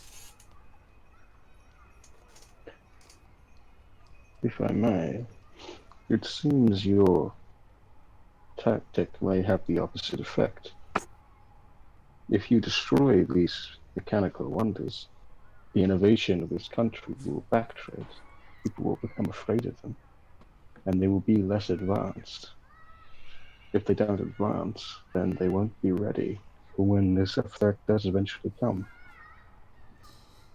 You have tried to stifle the creativity in hopes of protecting them. And while I can understand the goal of keeping them safe from the forces of the East, the fact of the matter is, they must be inspired to innovate further, to change and develop and evolve. If they stay static, they will be defeated.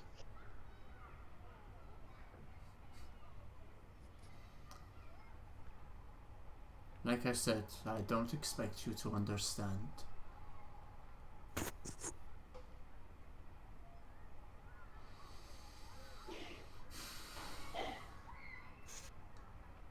And perhaps you can answer this. The philosophy of your organization. You say you are about learning, but you have stifled it. This ship marks the beginning of something new, creative. And you seem to be in favor of that, but you have crushed it all the same. I wish to simply understand the logic here, since it is clearly the driving force of your organization. I do not expect you Yes, you do not expect me to understand. Have you considered perhaps that there's reason for that is it doesn't make sense and you're explaining it poorly?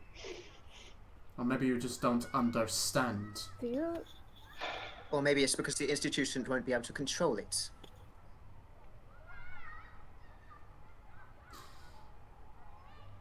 Captain, I think I'm done with this interview.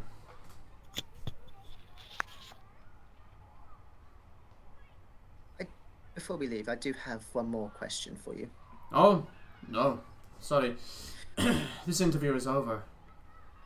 It's alright, I just want to know how it... Sorry. No, go on. No, I was just going to lean into him. Oh my god. Oh, here you go. I had nothing to say. I just said that he's told us enough. You go.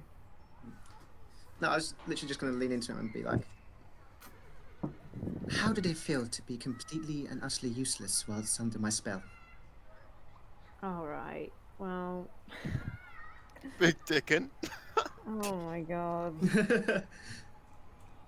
He just turned his head away from you. You do not see his response. That was a good enough response for me. Who knows? Walk out. He liked it. Thank you, Lord Nico. Thank you for speaking with us. And I walk out. Captain, I doubt we will have time to, say, convey this ourselves to the Queen. We are, as I said, on a tight schedule. But, as a man of my word, Lord Nico did cooperate, so if there is some way that he might be granted some measure of leniency, Yes. I would ask these wishes to be passed on to the Queen, if possible. Or not, it doesn't really matter.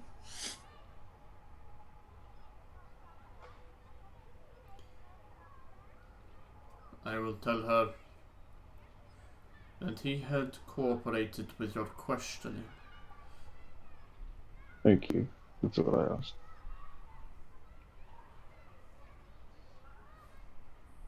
Chin up, Nico. You have more questions. And he walks out the door and then closes and locks it behind. I hope that you found that enlightening. Oh yeah, you would have been gagged. I hope you found that enlightening. I certainly did.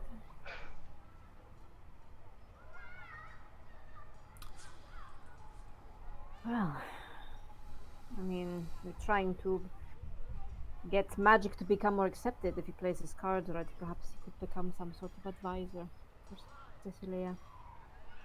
Only if he is a good boy, though. That's unlikely. When he sold himself to an organization like the Institute, they don't cut ties with Do you think they're power going like to that. welcome him back after everything he told us? He told us stuff, but he didn't tell us stuff, I really. think And how do you think if he receives leniency from the Queen, how do you think that the Institute will react to that? Do you think they'll assume that he was tight-lipped and uncooperative? I think he's only told us what he's allowed to tell. When the Institute come ready to take his life, he might start thinking things differently. All of the same, perhaps you can have this conversation elsewhere. yes, we will get out of your hair. Thank you, Captain. Thank you. You're welcome. Please, allow me to walk you out. I shake his hand when we leave. Oh, he shakes it back. He leads you up the staircase back into the main foyer, where you are free to leave the militia house should you wish. I'll bow to the captain as I leave. He nods his head. I give him a blow in the ocarina. Oh, I thought that was gonna. He gives a stern, confused look at you. I thought that was just gonna end there. Give him a blow. Let's give it a little blow. You know, I don't know. Give it a I blow. haven't No. played it. Okay, skipping right over that. I haven't played it, but you know, Animal Crossing, you can get an ocarina. It plays one note. It goes do do do do. That's you. That is me. Good Lord. Anyway. Anyway, should we head back to the tavern, or does anyone want to do anything? What do you wish to do? I'm going to say it's currently probably about 7 p.m. now. I'm a bit worried about what the captain said. I might be throwing up. I've never been on open water before. Me neither. Is there any medication for this? Maybe we can get some remedies. I will be Medication. keeping my wings I don't firmly know. in the air. Yes. Oh, that would be so nice for you guys. The sea breeze. I'm looking forward to it. Yeah. Turning yourself into a sail, that sounds like a good idea on the open water. Storm. There are mechanics for it if you would like me to look. Time on the sea as well. She said that maybe a bag in case you are sick, but I think we just have to grin and bear it. Roll a seasick check. Yeah. Oh shit. Well, I don't mind going in head first without. I will Any be right there study. with you. I will be right there with you. I should have read books on this. Shall we get an Okay. extremely early night? Yes.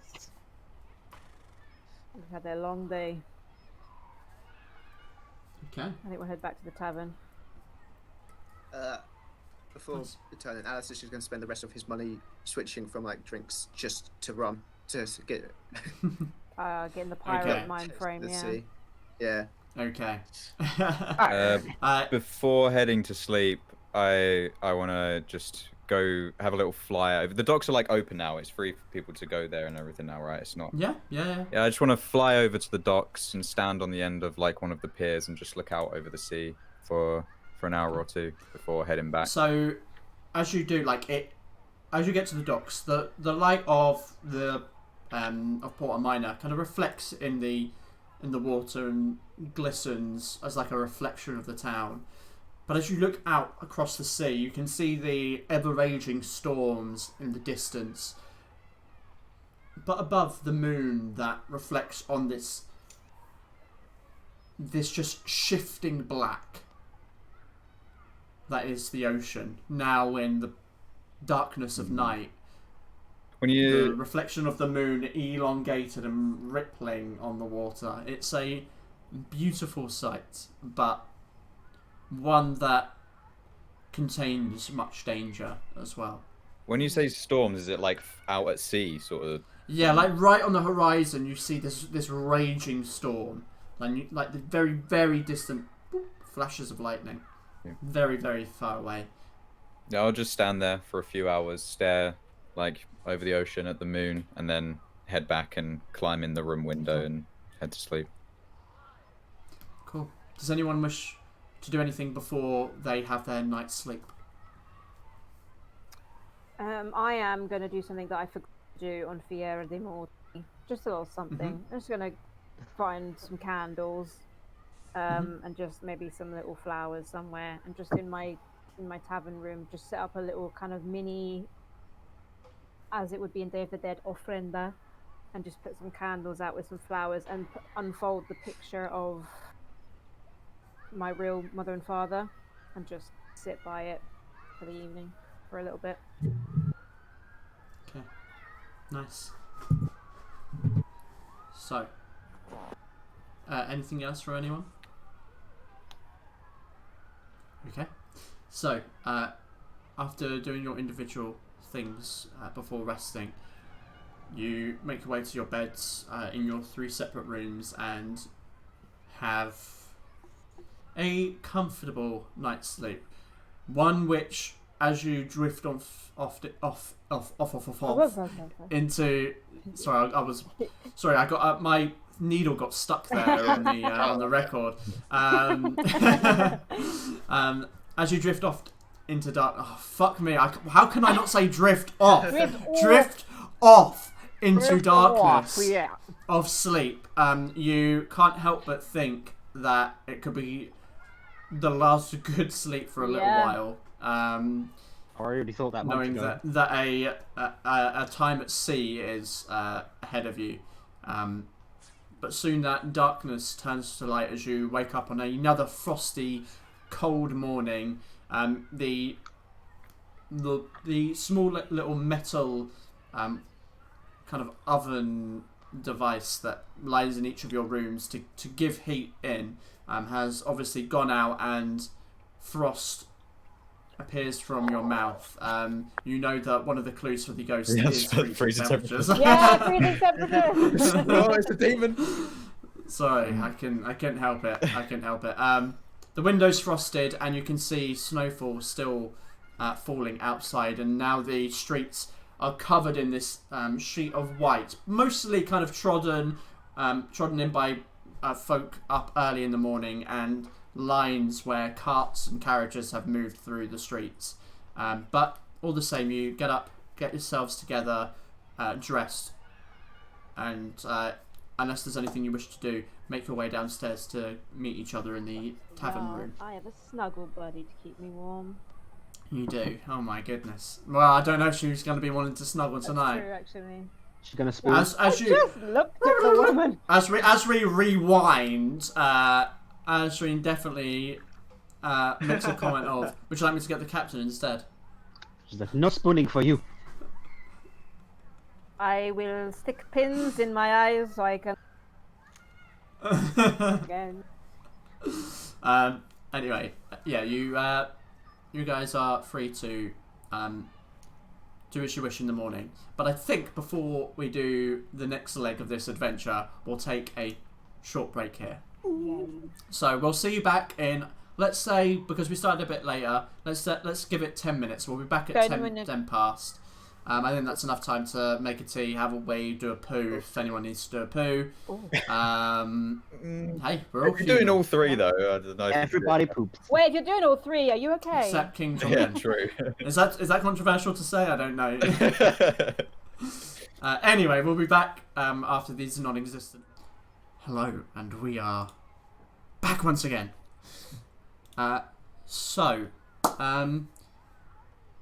You guys, where we left off, had gone and talked to Nico, found out maybe some information, and had returned to the inn where you've had a nice night's sleep, where I couldn't say the dark of sleep, or whatever I was trying to say, but nonetheless you did sleep and have awoken this fine frosty morning.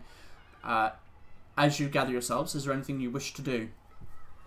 Check the EMF. Okay, it is an EMF of 3. Oh, damn. Yeah, I got a -3 in my room the other night. Oh, goodness gracious, Yep. mate. Anyway, yeah. Whoa, Oh, ghostwriting. Oh, shit. Oh my God. Go up. Sorry, I can't believe we've come back from break and immediately fucking phasmophobia. Phasmophobia on the brain. Join us on Tuesday night, guys, Yep. for a phasmophobia. My neck keeps freezing. I don't know why. Oh no, I can see that you kind of like freeze for a little bit. We can still hear you though. Yeah, we can hear you. I hope That's you the main can, thing. you can still hear us. Yeah, I can So, genuinely, is there anything you wish to do this morning? Not for me. Just get ready the troops and get on that boat. Get on the boat! Okay. I'm on a Yeah. boat, motherfucker. Okay. Oh my goodness. I might need to rearrange your camera here. Let me just check. No, we're all Gucci. We're all Gucci. You are black box at the moment, though, Jay. Oh, am I? Oh, Yeah, you're just a black box. Do you have? Is your camera turned on something else? No. Are you guys seeing Jay, or is it just me? I Okay. can see him on Roll20, Okay. but yeah, I'm seeing on Twitch. He's just on the stream. He's a big black box. Yeah. Yeah, on it's Twitch, because it's a of black my box. Yeah. Yeah, it's because on my screen he's a black box. Yeah. I'm gonna reconnect. Oh god. Oh yeah. Here we go, guys. Sam, the ship will have a crow's nest for you. I'm really no, he's back excited now, to he's back sit in now the for me. crow's nest. Yeah. Okay. An eagle in the Cool. crow's nest. Right. In which case then, if there isn't anything you wish to do, Birdception. are you grabbing some breakfast and then Yeah. heading out early, bright and early at let's say 7 a.m. Yes. to get to the docks? Brush off my stuff. I want to look impressive for our new crew. Well, they're not our crew, but Okay. you know. Okay, so you eat a warm breakfast before heading out through Portimona, heading west towards the docks. Doesn't take you long to get there, and as you peruse the docks, asking around for the ship you were told as the Serpent, The serpent. you are guided to one of the docks, or one of the piers, should I say? And there you see this dark wood ship with a long hull, Long. and 3 masts. Wrapped up, you can see these violet-coloured sails. At the figurehead of the ship, a brass coiled snake bears its fangs out from the bow of the ship. Looks in good repair, but there are faint signs of old damage which linger as scars across the hull. Painted across the port side bow is the name De Serpente. And I will tell you how that is spelt in the chat. There you go, boys. Nice. Disciplined. So as you approach, you can see a couple of people walking on and off, and dock workers working around you. What do you wish to do? Oh, I'm so excited. Let's try and look out for Captain Clara. Or, Okay. you know, I'm gonna flag her down. I'm gonna fly up and do a circle around the boat, see the whole thing, how big it is, what it looks like. Okay. Going on Uno the memento. boat. We're on a Going on the boat. Motherfuckers. Okay, let me tell you. I want to give you the right dimensions of this. So,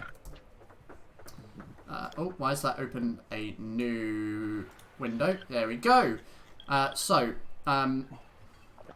those of you that, none of you are really versatile with boat designs, but just for the sake of you as players, it is a brigantine ship. It is 120 foot long and 20 foot wide. Whoa. And you circle around it. It's a big ship. It's not a small thing. This ain't like a small caravel. This is a nimble, big, long ship. And yeah, you circle around Gaiac. And you can see people working on the deck of the ship. People moving on and off. And you see the individual that you know as Clara, Captain Clara, stood at the helm of the ship. As I fly on the quarterdeck that kind of goes up from the main deck. So there's the main deck which longs out to the end, to the bow, and on the stern there is a quarterdeck that leads up to where the helm is, the wheel. And she is stood up there, seems to be talking with members of the crew, and people kind of see you as you fly around. Kind of gives you an odd look at first, like, what the fuck is that? That's a very large seagull. As I see her, I'm going a little bit closer, and as I kind of like swoop past, give out a... She kind of ducks down, kind of reaches for her blade almost for a second, and notices that it's you, and... She's alert. The rest of you, what would you like to do? Try and flag her down, get her attention. Yeah. Okay, you are currently on the pier. Would you like to step on to the ship to get her attention? I got Okay. So as you climb the board, you can see the deck is covered in rope netting and other nautical supplies, along with barrels and crates. Crew members are dressed in loose furs and are scurrying about the deck in preparation for leaving. You can see some climbing the rigging, others moving equipment, and more. A man covered head to toe in swirling tribal tattoos appears to be barking orders across a number of the crew. What would you like to do? Flag her down? Go find Captain Clara. Okay. Hi, Captain. Okay, so you try to signal her down. As you climb aboard the ship, you see her kind of finish a conversation with another crew member. He looks like a gentleman with he's got a red bandana across the back of his head, and he's got a number of like tattoos and scars across his body. But yeah, she finishes the conversation with him and walks down towards you. Welcome aboard. Thanks. You're nice and early. Of course. Like to see that. Well, we figured we'd make up for being late the other day. So, we will be underway soon. Your quarters will be down on the underdeck, as I would hope that you would be aware of. You have 2 rooms, unfortunately. We have limited space. I've already had to ask a few members of crew to shift. We're not used to taking passengers, you see. Not many travel by ship, for reasons I would hope that you're aware of. But nonetheless, you will be joining us on this journey. You're most excited. How much experience do you all have with nautical voyages? I've read books. Same, I've read books. I'd say I would take a look at you, but that was more as a passenger. I saw the ocean for the first time recently. We are lacking in experience, but we make up for it in enthusiasm. Well, good. Well, luckily for us, you won't be members of the crew. So you are free to journey about the ship as you wish. Of course. As long as you do not get in the way, Of course. you are free to journey as you wish. Explore. See. But please, we don't want to be dead weight. If there is anything we can do, please do let us know. I'll be sure to bear that in mind. Ewan, is there a crow's nest? There is a crow's nest at the top. The middle mast. The tallest mast. we're definitely going to be the annoying children on the boat, aren't we? Yeah. Okay. Oh yeah. Are you? Why do you ask, Gaiak? I'm gonna point it before, like, while Clara's still there. I point it and just ask, "What is that?" That is the pigeon's nest. I'm gonna pretend that she said crow's nest. May I? That is the crow's nest. May I? Please tell me that guy lifts his eyebrows up twice. This is not what I thought I would sign up for it. So yes, you can go up there if you wish. Don't break anything. And be mindful of Paige. I give please. her a bow and I just swoop up into the and land in the crow's nest. As you come to land, you see this what could only be about a 12-year-old girl kind of sat up in the crow's nest, who kind of like is shocked by your sudden like poof, landing in the crow's nest. She's got like very short cut brown hair and is wearing furs like the rest of the crew, and kind of just looks at you. You're the biggest seagull I've ever seen. You are one of the smallest people I have ever seen. Captain! It's okay, Paige. It's okay. It's one of the tourists. Okay, Captain. Pardon me. My name is Gaiak. Paige. Oh, they're gonna become friends. Not really knowing what to do around like a small human child, I just put out a talon and go for a handshake. She kind of steps back for a second. And just grabs your claw and shakes it. I kind of like... Nice to meet you! Not gag, I just do a very hard swallow, just... You, as your hands, as your claw moves away from her hand, you feel that kind of globule kind of stretch across and then back onto your claw. That's not good. That's not good.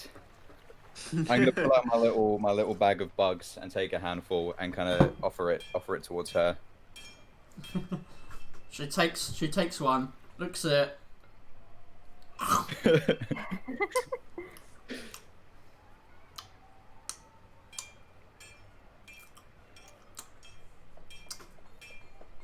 I think you and me are gonna get along bad. very well.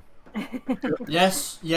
I was trying to think of the line from Lion King, okay? I was trying, but I couldn't remember it, okay? Slimy. That's on me. Satisfying. That's it, slimy. I would have butchered it otherwise, okay. I give her a little scruff on the top of the head. Oh. She punches you in the arm. Finally, someone... Now that Thriska's gone, I finally found someone that will eat bugs with me. Yeah. Okay, you take 1 point. You take 1 point of damage. Let's roll initiative. I'm joking. You don't take any damage, but she does not. Like, it does surprise you. Like, this 12-year-old girl who at first seemed quite timid suddenly has this spout of confidence and like punches you in the arm, like in a friendly, greetingful manner. That's a word now. Don't at me. I thought that was what she said for a second. I was like, what? What does that mean? Well, up in the crow's nest, we call conversating like Twitter, and we. Oh, Captain Clara, if you have a See? if you have a telescope, give it to my guy. He's going to be your best out here. Trust me. I will trust in Paige, but I appreciate the offer. Of course. Oh, all cams frozen on Twitch. Of course they are. Here we go. There we go. Should be all good. Yeah, all of them are frozen except mine. Yeah, there we go. Yep. There we go. I'm running straight to the bow. Okay. I'm gonna look out. I want to be as you look out. central part of the ship, I can. Okay. So, Aru, as you head out to the bow of the ship, you walk over to effectively, like, it looks out over other piers and other ships. There is just like this, not quite a maze, but like a span of ships that goes all across from north to south of the docks. The ship itself is actually kind of parked. The port side is facing east towards the town. So as you go, you're looking northwards to the other ships. But there is a kind of excitement bubbling just within. gonna chill here, wait for us to set sail. Okay. So, as you kind of are gathering yourselves about the ship, the man covered in tribal tattoos that you saw earlier approaches the captain, who is now on her way back up to the quarterdeck to the helm. Let me just see. All checks done, Captain. She gives him a nod and steps forward to the quarterdeck, calling out to the crew, "Prepare to set sail." With those words, the crew pick up pace. Those on the rigging begin to clamber down, holding rings of rope. Several begin to work a crank on the starboard bow. Their sweat shows a great deal of strain.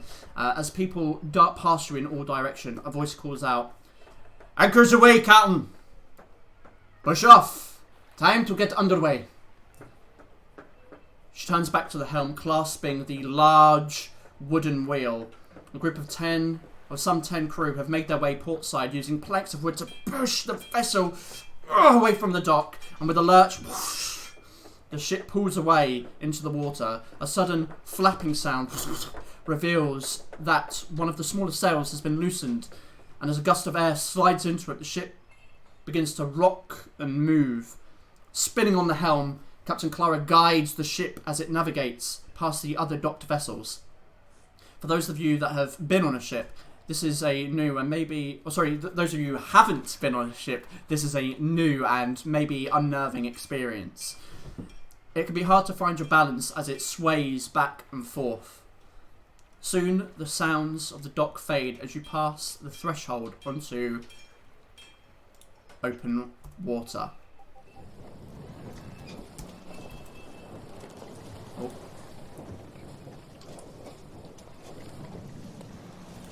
Sorry, I've just got to change the sound. It is very, very loud for me.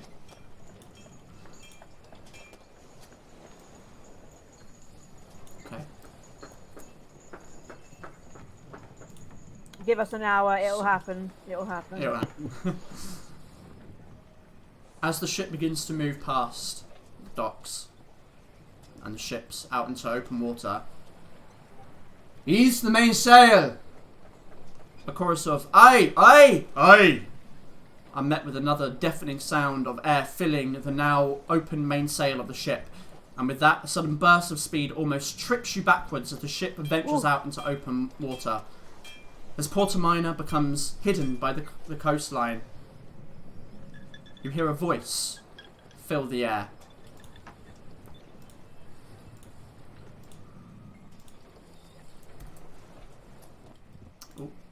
Voice. You hear a voice fill the air. The coastal breeze filling your nostrils with salt and spraying you with freezing ocean water. Ooh. Is there anything you would like to do? Oh, yeah. Hey. Crank that shit up. I will have a little timid peek over. I'm a little bit unnerved by all this water. There's just too much water here. There is a lot of water. I'm gonna turn to Paige. How big is the ocean? That's adorable.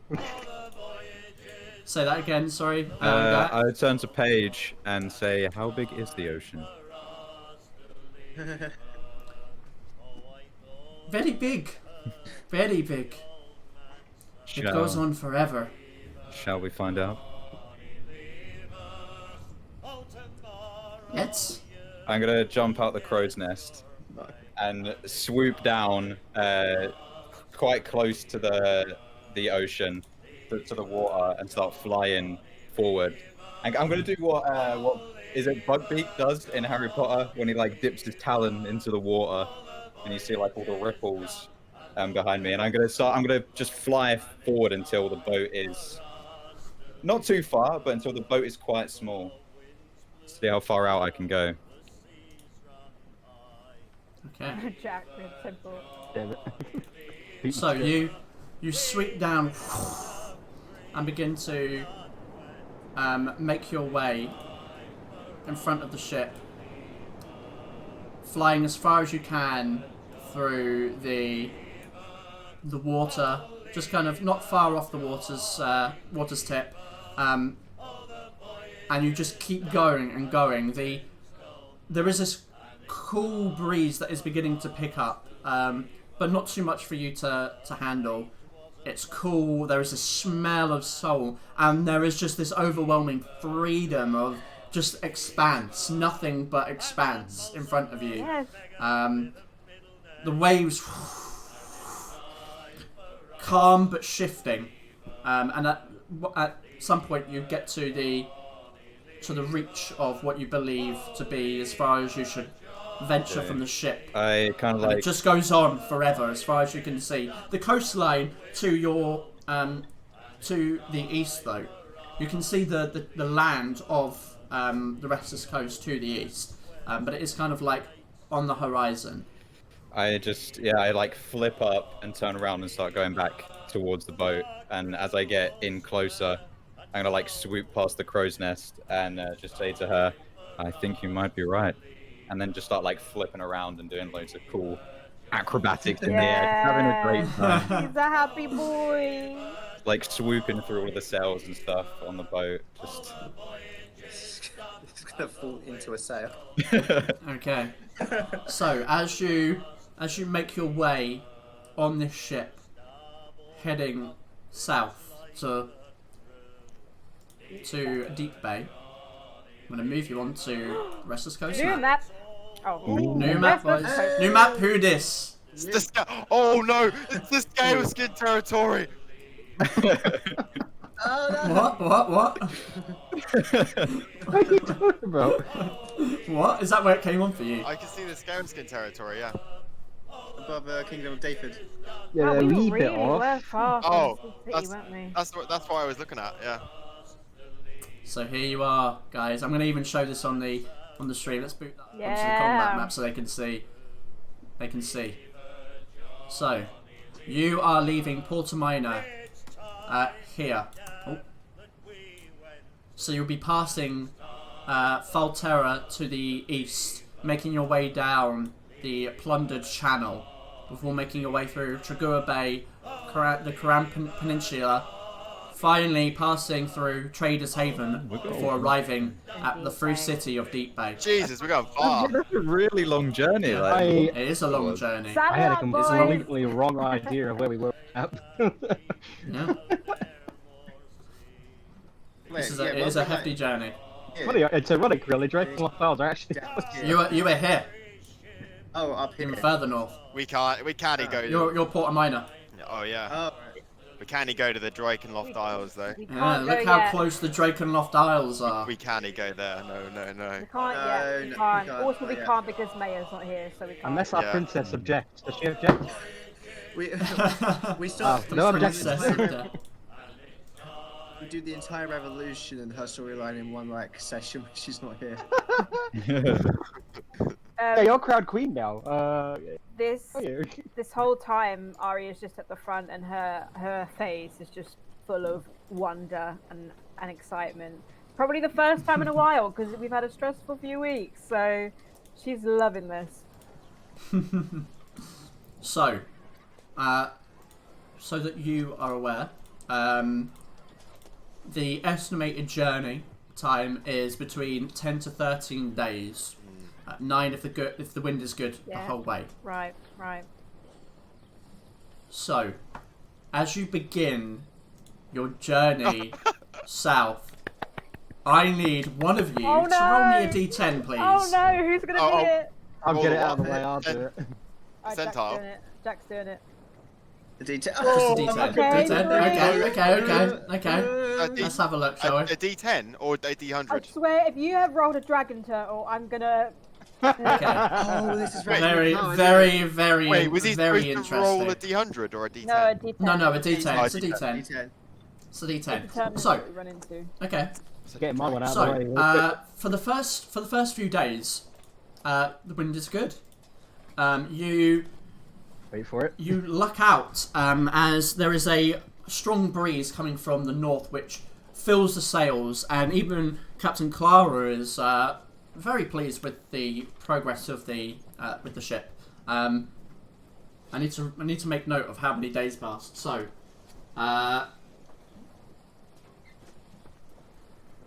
okay. So, by the way, if there's anything you wish to do during this time on the journey, you are more than welcome to.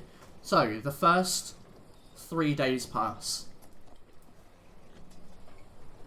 I would like. Oh, No, sorry, you go go. ahead. You finish. You No, finish. no, you go. No, mine will I change was something. just gonna say, while we're here, obviously, I'll be running around the ship like a headless chicken and looking out at the sea, being like, "Oh my god, it's so beautiful," because Aria's never seen the sea before either.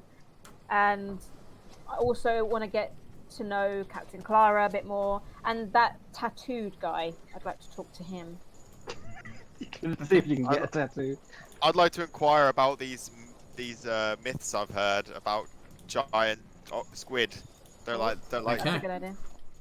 I'm Okay. just going to spend a lot of time Wait, flying around, and I want Paige to teach me how to use a telescope. Okay, sure. Storm have a point of reference for what a squid is. being in I mean- Atlantis, he heard a giant. Well, he kind of does now. He's seen Illithid. I suppose. I've heard of these squids. They look like giant illithids. So, We would definitely I'll see. start with Aria. Okay. Remind me again. It was talk to So the I'd like to tattooed. get to get chummy with Clara, so we have a good relationship, and also talk to that tattoo guy. Okay, roll me a persuasion check. All right. This is to see how successful your conversations with her are. Of course. Where are? Natural 20. Oh shit! Double trouble! What's the opposite of snake eyes? Holy sh- What are the chances of that? Like, What do I do, viewers? What do I do? just divulge Okay, the well, entire that under storyline. that very, very unexpected. She agrees to a three-way with you. She's just like, yeah, sure. Oh my goodness. Okay. She's kind of hand on the helm, deep in conversation with you. That is a very, very interesting story. You know, when I first met you, I thought that you were. I thought you were perhaps going to be a snot-nosed brat, you know, Yeah. nobles and all that shit. I know. I get that. Yes. But I like the gist of you. Yes. I know. I try my best. So, over the course of those days, you definitely get a good conversation with her. You feel like you've got a good rapport with her. Awesome. She seems to. Yeah, I just want to ask her about her life, how many years she's been doing this, if she's seen any sea monsters. Okay. She tells you stories about raids from the Drakenloft. Never about monsters, but certainly the raids and escaping as many as she can. So glamorous, such an adventurous life. Yes.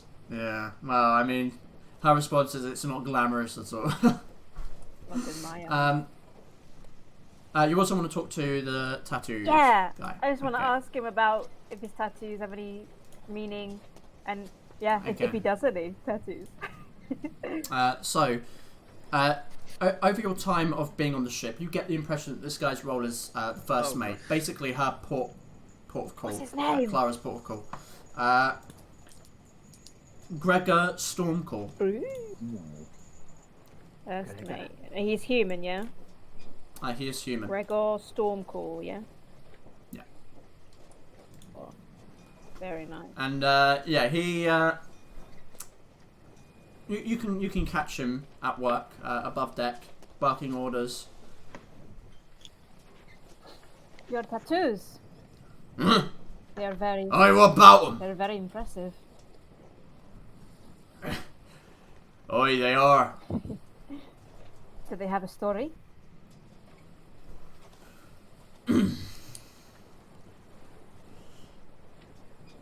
Most of them are just like the way they look. Fair enough. Fair enough.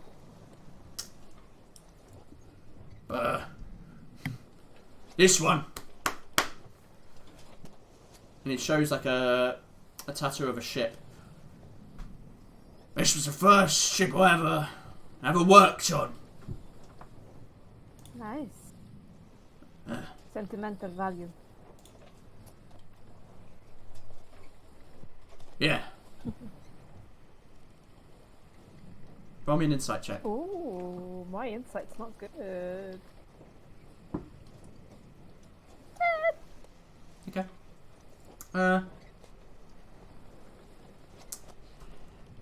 Seems genuine enough, yeah.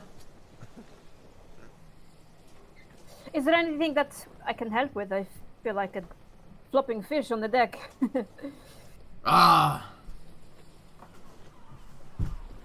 Nah. We got this. Alright. We got it covered. Well, you just give me a shout. I mean, I will happily just stand here and look cute, you know, but yeah, I can also help you. Well, bear that in mind. And I'll leave him to it. Oi! You look back to work! He walks back off. Storm, you want to go and find out about sea monsters, you say? Yes. Roll me an intimidation. Intimidation? An investigation. Investigation. No. Investigation. Tell me where Nessie is.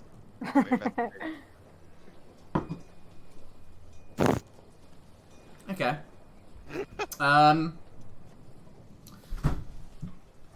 So you have a conversation with a few of the crew. I mean, they're a little bit like hesitant to converse with you. The conversation that you do have,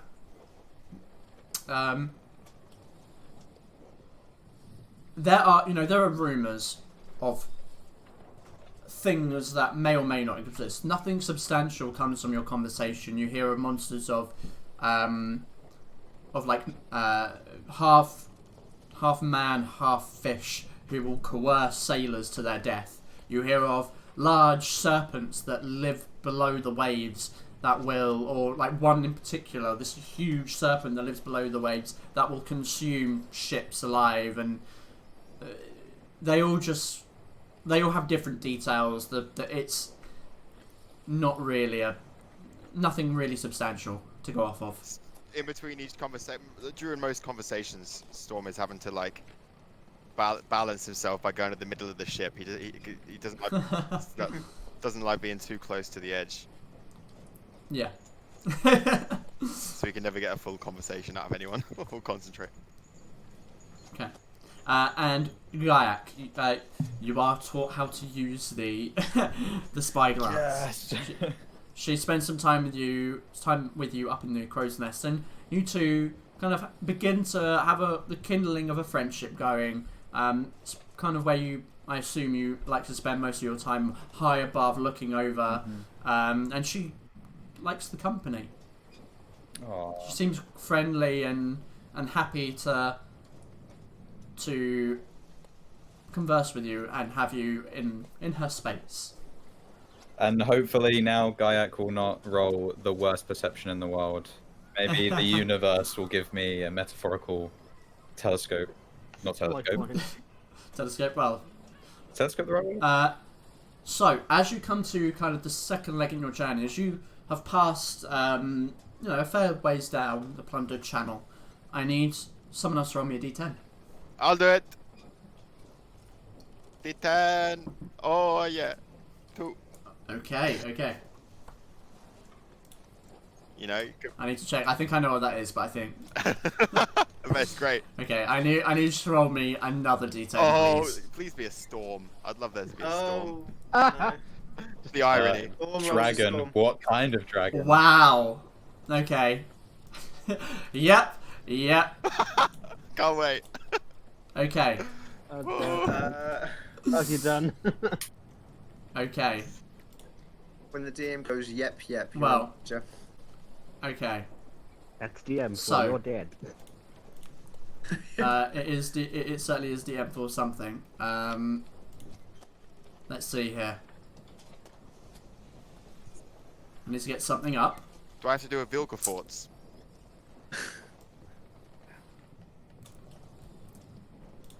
Okay. Oh god. Is this right? Yeah, it is.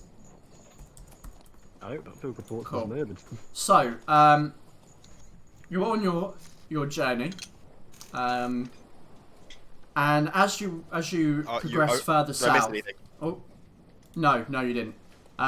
As you progress further south, the patter of rain stings your eyes as grey clouds fill the sky. As the waves become rougher, the ship jolts and shifts at uneasy angles.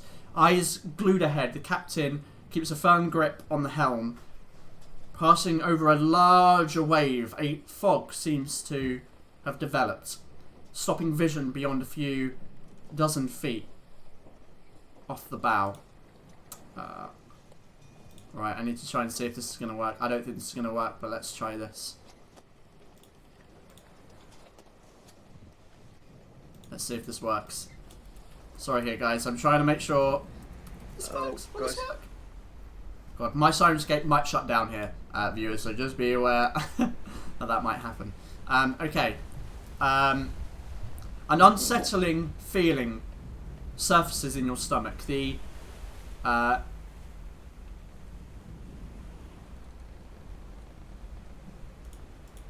sorry, I got very confused there. An unsettling feeling begins to surface in your stomach, and a flash of light fills the sky, shining light through the fog, followed by a loud crack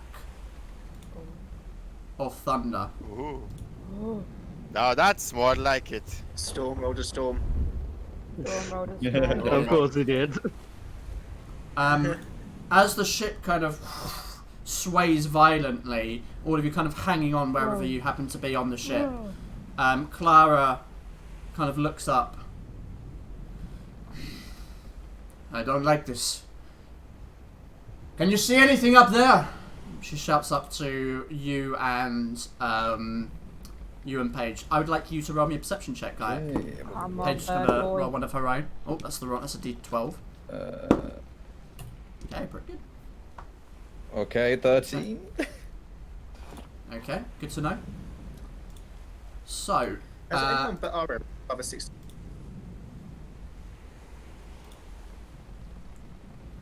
quite possibly not.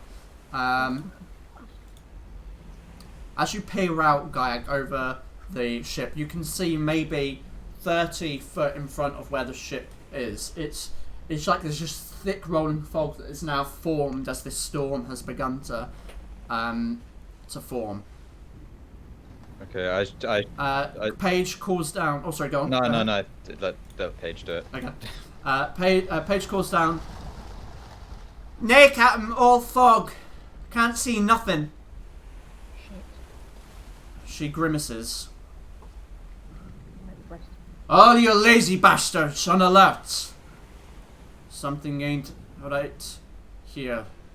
It's not sitting with me right. Another flash of lightning as the ship lurches forwards, the waves now more intense and gallons of water spilling onto the deck. From my experience, in my experience with storms, I'm gonna say, are you asking if it's something magical? Yeah, Is that what you're trying to ask? that's what I'm going for. Yeah. Roll me an Arcana check with disadvantage because you've made very clear that you are not feeling good, and now it is super rocking. Okay, yeah. In this moment, you're like, that is not at the forefront of your mind. You think it for a second, and then suddenly, like you are holding your stomach bad. Terrible.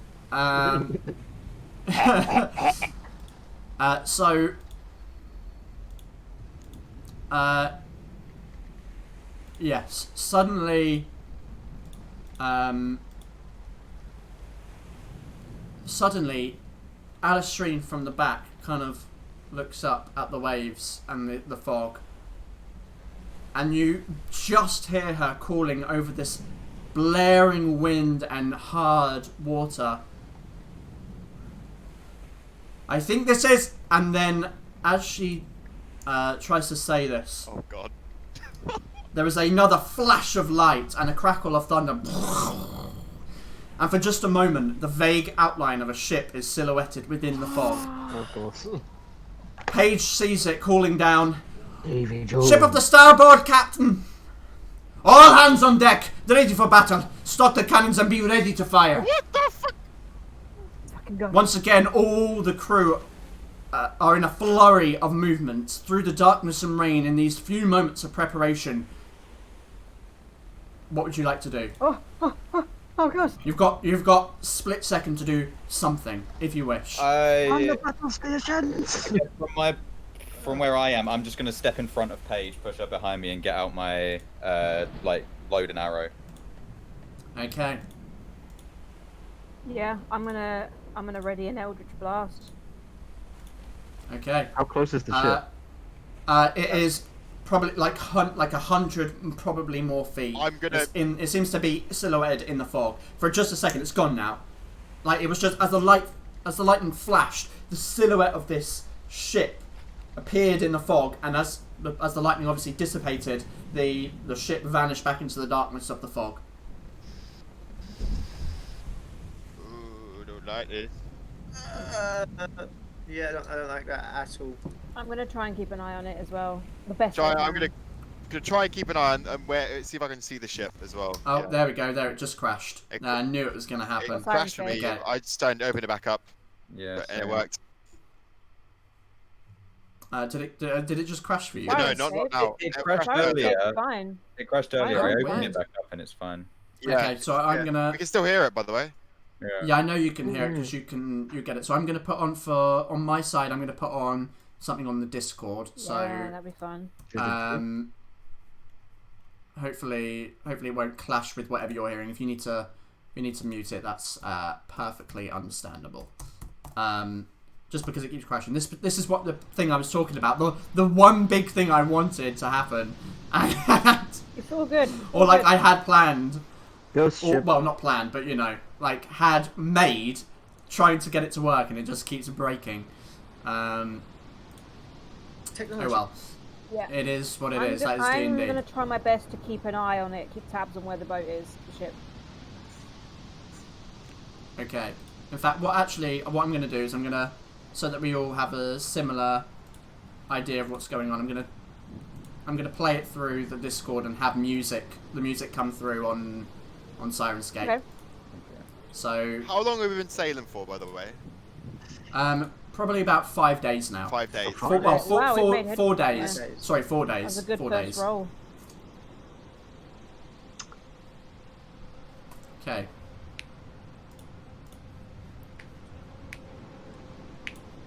So hopefully this should work properly. Let me just make sure the sound is correctly done. Cool. So, as you kind of prepare yourselves, grabbing what you need to,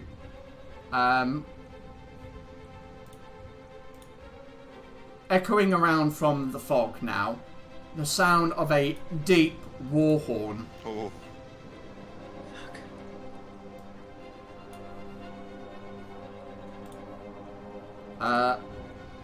A moment of silence lingers before piercing through the vapor comes the head of a red and black longship. Rows and rows of oars pushing through the water. 2 large sails fully open. The symbol of the Drakenloft Isles. Yeah. A sideways longship in water, viewable for all to see. It's hard to see exactly what lies on board, but it doesn't seem good. And it's coming for you. Yep. I need everyone to roll initiative right now. Yes. This is crazy. Combat. And this is our battle I map for the evening. Fucking knew it. Sam, I swear to Oh, God, I it's didn't press my always token you. again. It's always You don't have a token. Indie boy. You don't have a token. Oh, okay. That's We're on a so we need to. We'll need to. Actually, we'll probably will need to tokens. Hold on, don't. If you've. Yeah, I have. I'm gonna put them off to the side of the thing because I've just read. Oh, for. That's a good roll. Yeah. Let's get you guys on here. I'll put Altrine on just for the sake of it. She's missing out battling her. She's missing enemies. a pirate. I know. Fight. Not pirates. It's a little Still. sad. Okay. Let's get initiative up. So,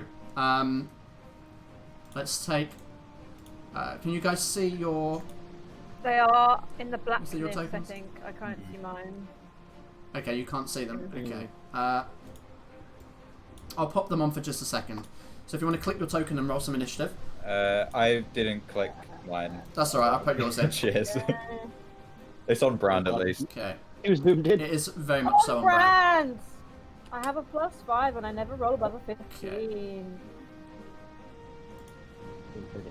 God, I got some plans of what we could do. Are we the purple ship or the black ship?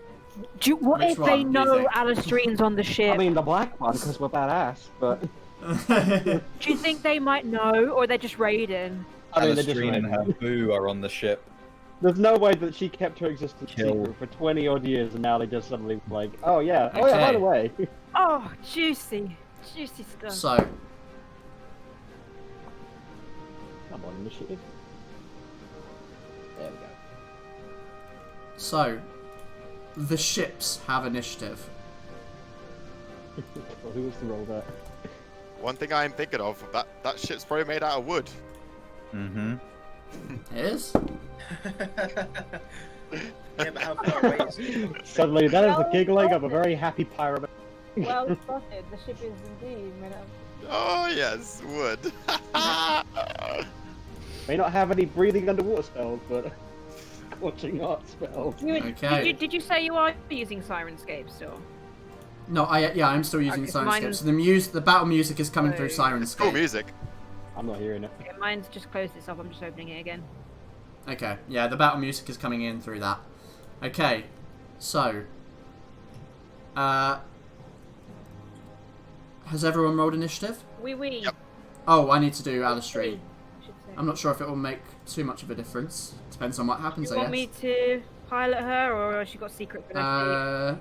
Nothing that matters anymore, I don't True, think. yeah. Can someone describe the battle Um, music to me? Oh, is it not working for you? Me, you know. Oh, yeah.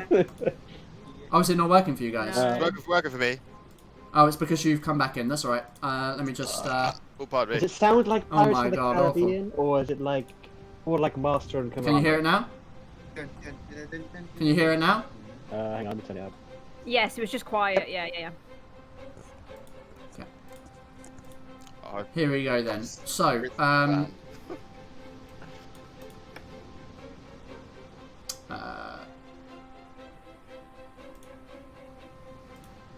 So, for the sake of this combat, each of these squares is 10 foot. 10 foot. So I might have to just edit the thing real quick. Double that, so it's like 60 feet away.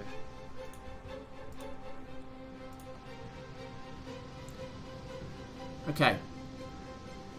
So, God, spaceship combat on Thursday. oh, Ship hold got, on. like boat Yeah. combat today. No, I do need to move that. Okay. Fuck. Oh, this is going to be very interesting for me. Cool. Right, so, this long ship comes piercing through the veil of fog, and Gaiak, you get to react first. It's like a we get together before the ship. Is Go, there? Can I? How much can I see? Can I see like individuals on the ship? It's going to move this up.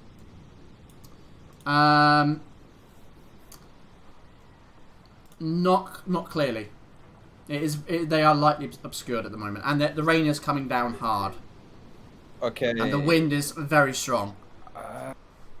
And I am gonna just, with not much to target at, I'm gonna try and fire an arrow specifically through the sails. Try and tear the sails Okay. with an arrow. Oh, Okay. good idea. Roll me an attack roll, please. Yes. 14. 14 will hit. Brilliant. Yeah, I just load an arrow and just straight at whatever sail is at the front. Try and tear through it. Okay. And then, yeah, my second attack, I'm going to try and do the same thing, but on the other side of the sail. I've calculated this wrong. Should be that. Yeah, that's right. Okay. Both of those will hit. Roll me some damage.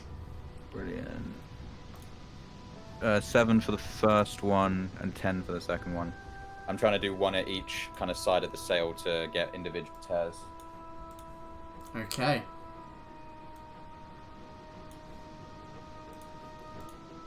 Cool. So that is 17 points of damage. Yeah. You shoot the two arrows and they go flying and pop through the two sails. You can see tiny holes in there, and you watch the ship be unaffected. Yeah. Damn it! It was worth a try. Yeah. But there is damage to part of the ship. Okay. Yeah, I think that's Actually, what I'm I going to can do this. Let's put that back down to that. Okay.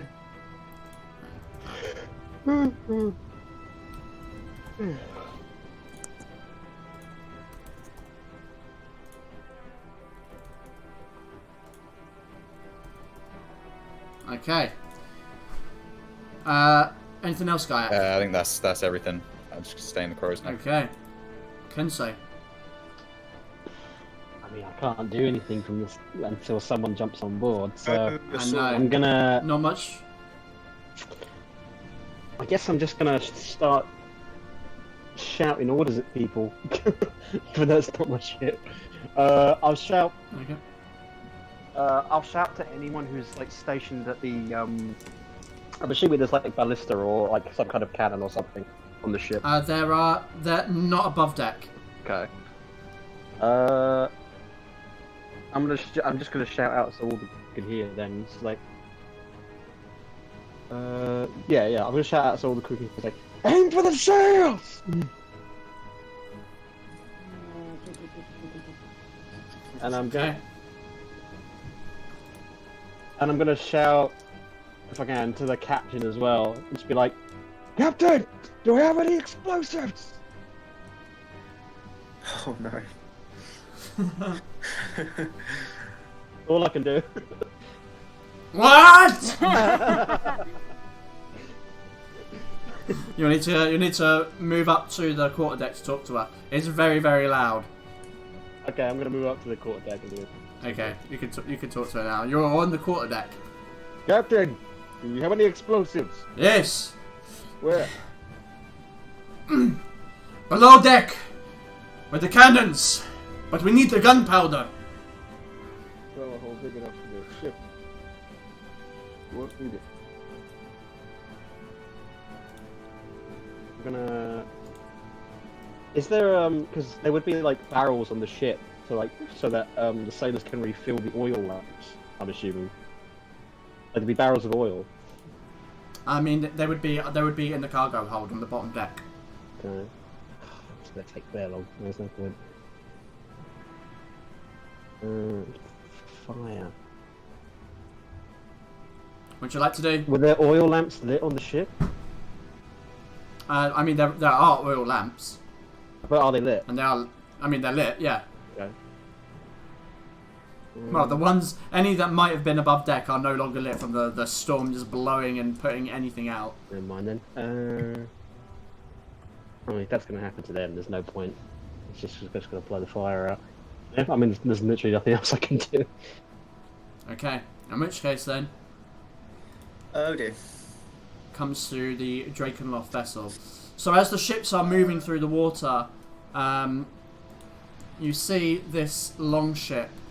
Oh! Oh! Oh! You hear this chanting as the oars power through the water, and you watch. Let's see here. Okay. It is going to check its speed. Hold on. How far away is it? Shit. Can't go back to the right page. There we go. How far away? That will... Oh, that would just not be enough. So the ship moves up to within... Like, it is within, like, 10 foot... Or within 5 foot, sorry, of the ship. This burst of speed from the longship, as you watch soldiers or warriors pick up their bows, and a flurry of arrows shoots towards the sails of the ship, and they are going to roll an attack. Showing up Gaiac. Okay. Fortunately, because of their distance to the ship, the arrows fly and most of them kind of fly past the sails. Some of them kind of wedge themselves into the actual wood itself, but doesn't damage the structure of the ship as the attack misses. It's a ship of stormtroopers. God, I hope so. You just keep saying that. Okay. Let me just check one last thing before I move on.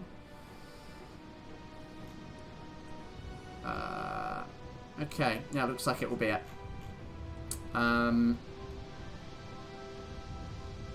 Cool. So, let's see here. Alistrine. I mean, Alistrine's gonna run up to, I guess, I don't know. I think she's gonna summon her psionic blades in case anyone comes up, but she's also gonna see the situation and pull her hood deep over her face and kind of.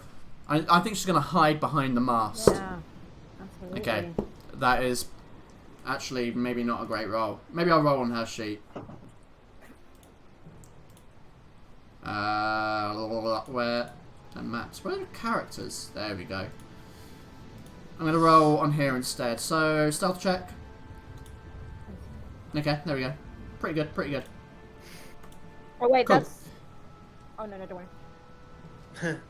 It comes that what? when he rolls it. Yeah, she might have expertise, so I think her Oh, she bonus might. is actually the same as mine, 13, I think, or 12. Yeah, you're right. I think It's you're still right. good either Okay, way. so it's still good. Yeah, we'll see. I'll ask you what it comes to normally if it comes into play. Sure. But all the same, Aria. Yeah, right. I'm running to the side of the ship. They're right up against us, right? I'm aiming right at the fuckers rowing that boat. And Okay. I'm casting Burning Hands. Okay, roll some damage. Well, they have to make a. Rats.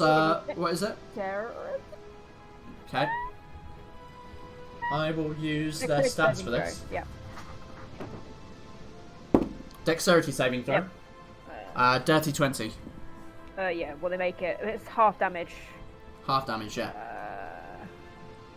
14 fire damage. Okay, 14, so that's half to 7. Yep.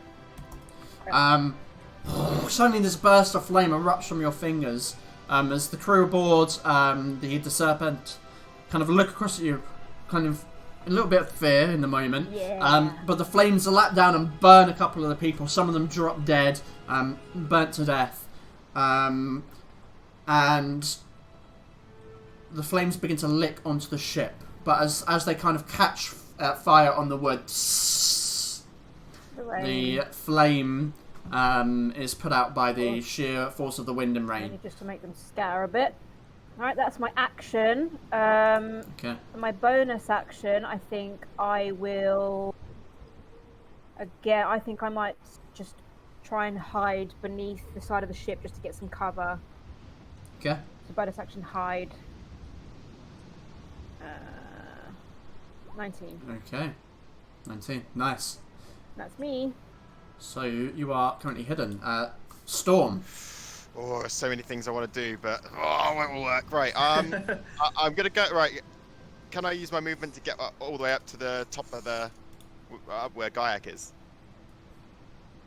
I've got my feline agility, which gives me 60 feet of movement, and my climb speed as well. Yeah, sure. I'm going to say, because we don't have a battle map out yet, so I'm going to say that with that you can move up there. Okay, right. I am going to. I'm going to first cast my bonus action, make my blade sing, and from it scratch my blade down onto my sword, and kind of point it over towards the mask. Just to clarify, does your feline agility cost an action, a bonus action, or anything? Nothing. No. Or is it just? I get to use it as the thingy over it. It just says on your turn you can double your movement, and it comes back if you. Okay. Cool. Just good to know. Yeah, and I'm going to cast lightning bolt across the mast and the. Okay. So that's a dexterity saving throw, right? Yep. That is going to be a. I don't think it'll make a difference, actually, to be honest, whether it's a 12 or an 8. It is. Oh, it is a 12. Yeah, it fails. Okay.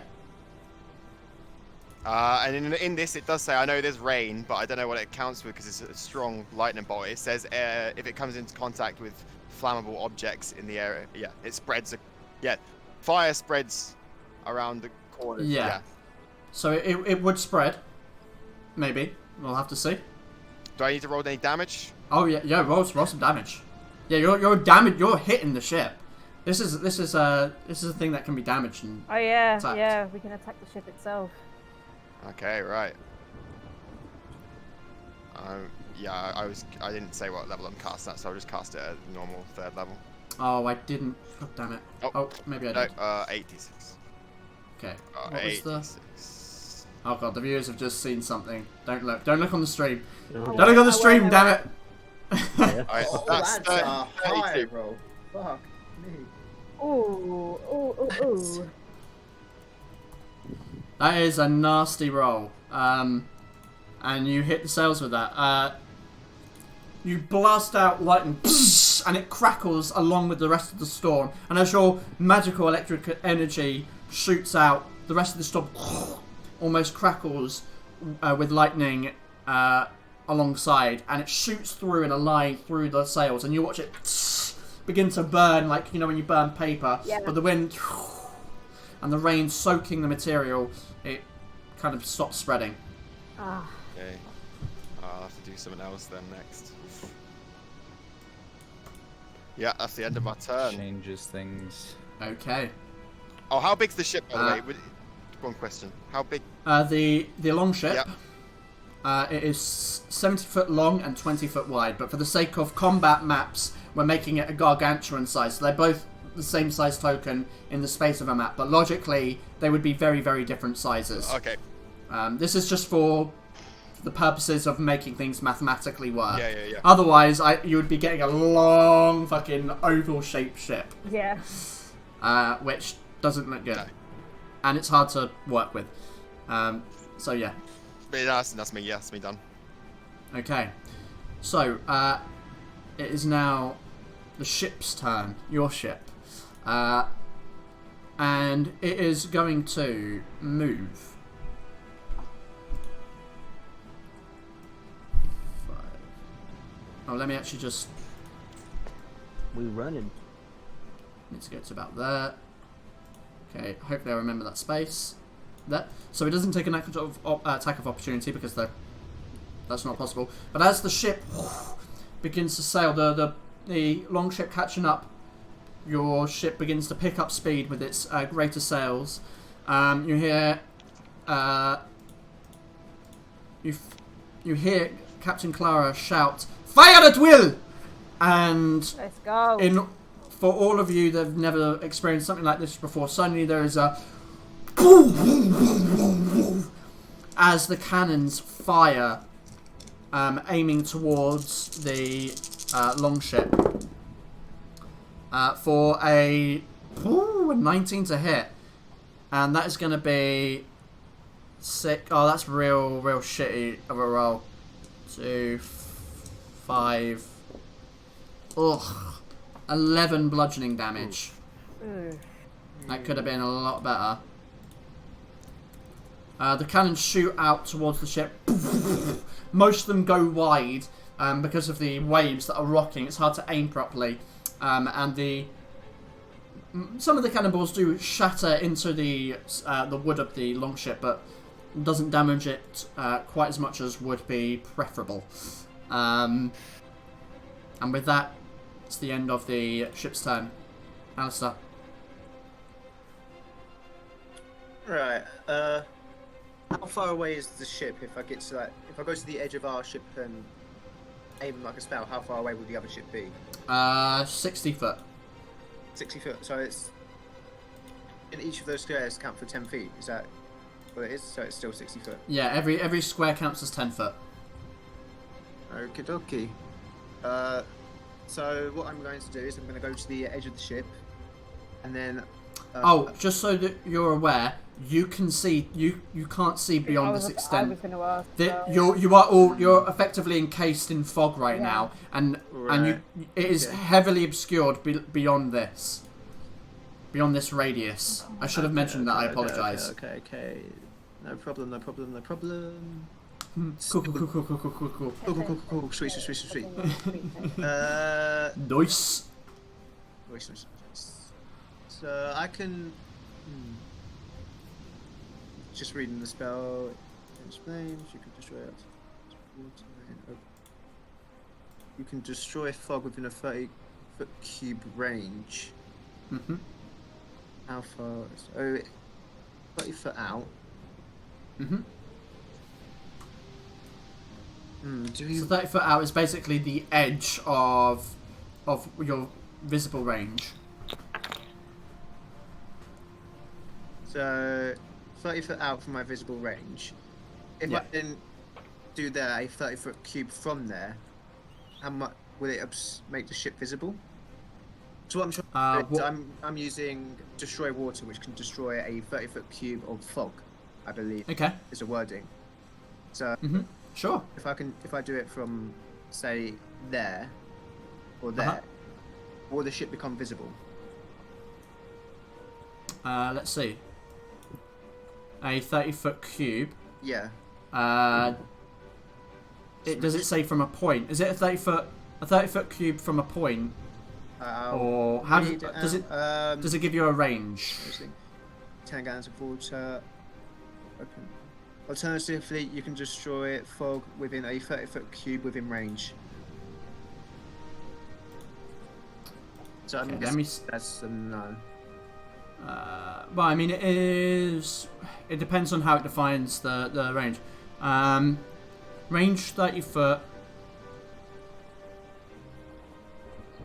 Let's see the water forces around. Blah blah blah blah blah. In a 30-foot cube within range. Okay.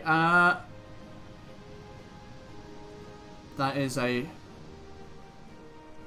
I guess it means like. That is a curiously worded spell, because does that mean a 30-foot cube can be created at the very tip of your range? So, effectively, 30 foot away from you create this cube that extends out, or does it mean a 30-foot cube that goes to the limit of your? I think it because it says within range. It's the first one. If it means right, well, I'm gonna rule it like that.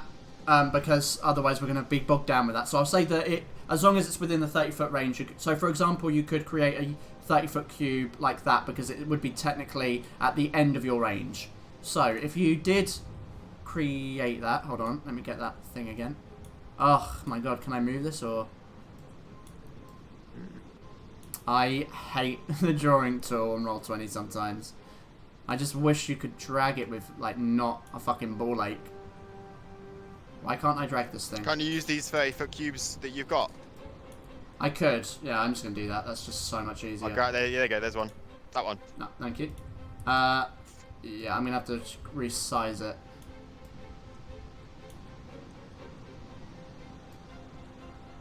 There we go. So yeah, if you did it, yes, Do you know what? I'm gonna allow it. I think you would a corner of the ship would appear. A corner of the ship would appear.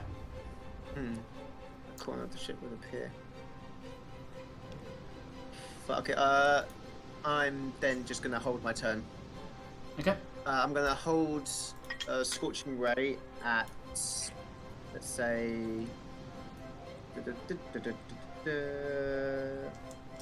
4th level. I'm gonna hold Scorching Ray at 4th level until the ship becomes visible. Okay. Perfect. Gaiak. Okay. When the ship was close enough in range, could I see the people on, like, the individuals on the ship? Yes, you could see them at that point. Okay. I want to use my seeking arrow to specifically target whoever's on the helm, whoever's steering, the person who was steering the ship. Okay.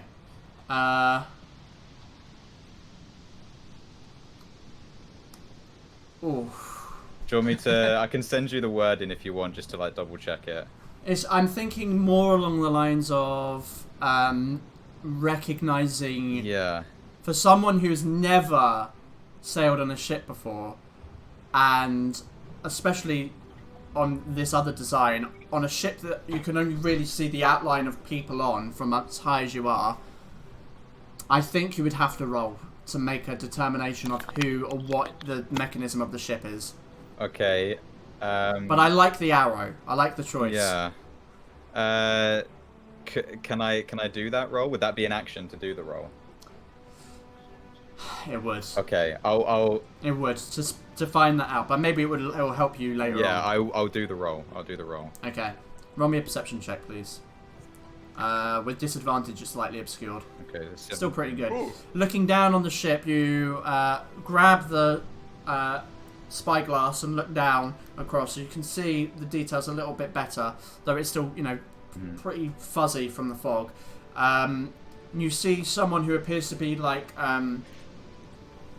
there are a number of people like shifting the sails with ropes, rather than like there being a helm. They seem to be shifting the sails by pulling onto the ropes and moving the poles themselves, rather than it being a mechanism with the steering wheel. It's much more manual. Labour, yeah. Okay. Like a long ship, essentially. Yeah. So, if I were to action surge, could I use a seeking arrow specifically on one of them? How does seeking arrow work? So it's again? someone who I've seen within a. There it is. So a creature I've seen in the past minute. Okay. Dexterity saving throw. Okay. Yeah, absolutely. You could do that. Yeah, I'm gonna do that. Okay. So it doesn't make it makes a you don't attack. It makes a dex save. Yeah. Yeah. Okay. That is a natural one. Natural one. Natural one. Fortunately not. Fortunately not. Manifest it. Make it happen. 13. That is my DC. No. Okay, so it saves. So it takes half, right? Half damage. Yeah. No, it takes damage as if it were hit by the arrow. Wait. Oh no. On a failed save, it takes. Oh right. No, you're right. Half. You do the damage as normal, as it says on there. It's half damage. Yeah. Sorry. All right. I'm just gonna roll an attack roll just to get the damage up. Okay. And then plus a d6. Plus a d6. 5. Okay, so 16, half 8. Okay. Done some damage. So out of nowhere. You watch it sheesh, disappear into the fog, and you hear a ah! Do I still have my second arrow? You do, yeah, because you. Wait, does it count as an attack? Yes, it does. It does. I'm good. It doesn't. It's one of your arrow things, right? Yeah, it's one of my. It replaces arrows. An attack. Yeah. I think that replaces an attack. So yeah, you have another attack. I am going to. I'm going to save my. I hope we've been doing that right the whole time. Imagine if we haven't. I'll like double, triple check it. It's fine. I'm assuming this is very, very extremely unlikely to hit, but I'm just gonna fire another arrow in the direction that I think the ship is, and roll it with disadvantage. 14. Is it? Hold on. Lightly obscured.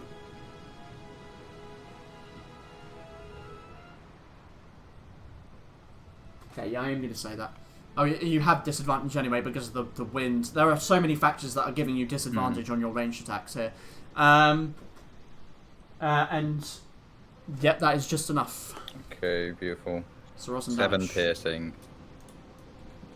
Okay. After that arrow hits, you hear a voice go, "What the fuck?" Ah! Brilliant. Oh, I guess that's that's my turn. Okay. Shots in the dark. Kensei, anything you wish to do on your turn? Sorry, bud. I know you're a melee guy. I'm real sorry. Dust is the I mean, melee. I'm trying to think. I'm gonna have to be out of the box here. Okay. I'm gonna say. Can I get down to? You know, we were talking earlier about where where the oil on that's stored, right? Yeah. Can I get down there, grab some oil, and get back up? I would not in one turn. Not in one turn. If I actually, Because you're going down 2 levels of a ship, getting like a whatever you're getting of oil, coming back up. You've got to remember that rounds are like 6 seconds, so it would take you. I would give you that you could go down and come back up with 2 rounds. if on the action If you were surge, dashing. can I? Oh, I can. Oh Okay. yeah, I can. Oh, if I was dashing, that would still take 2 rounds. Yes, but if you action surged, Okay. I would give you it that you would come back up next round. That's very, very generous. Right. Logically speaking, but it's up to you. Yoy. It's difficult.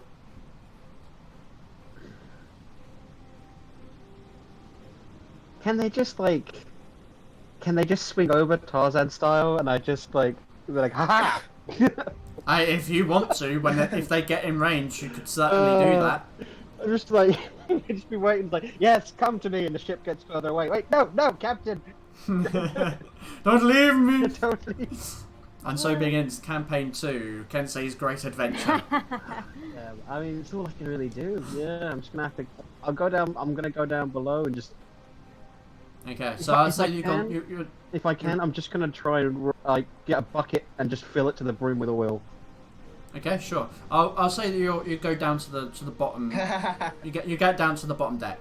Okay, and I'll dash to get as far back up to the main deck as I can. Okay. I'm not gonna action surge though, because I want to save that. Okay. There you go.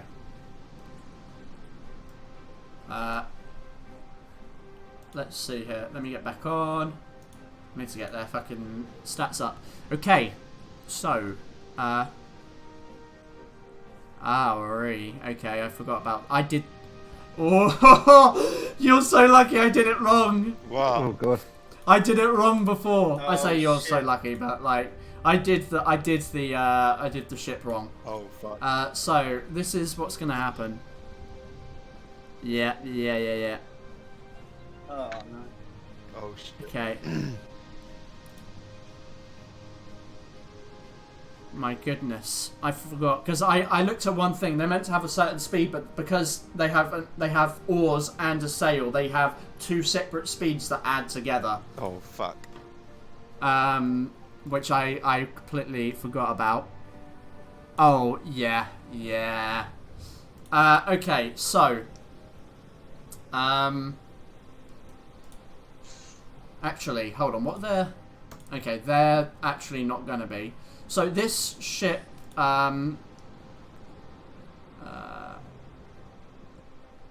they've taken a certain amount. Okay, so they can go.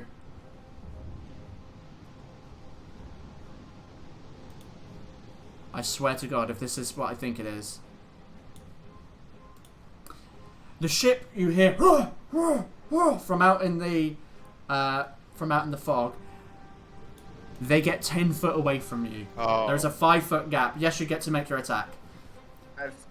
There is a 5 foot gap. That's 5th level. So that's 5. Yep. Like 3. Oh god, please don't tell me I just click back. That's 4th level. Sorry. So it's 5 chances I get to hit. So it's 5 separate.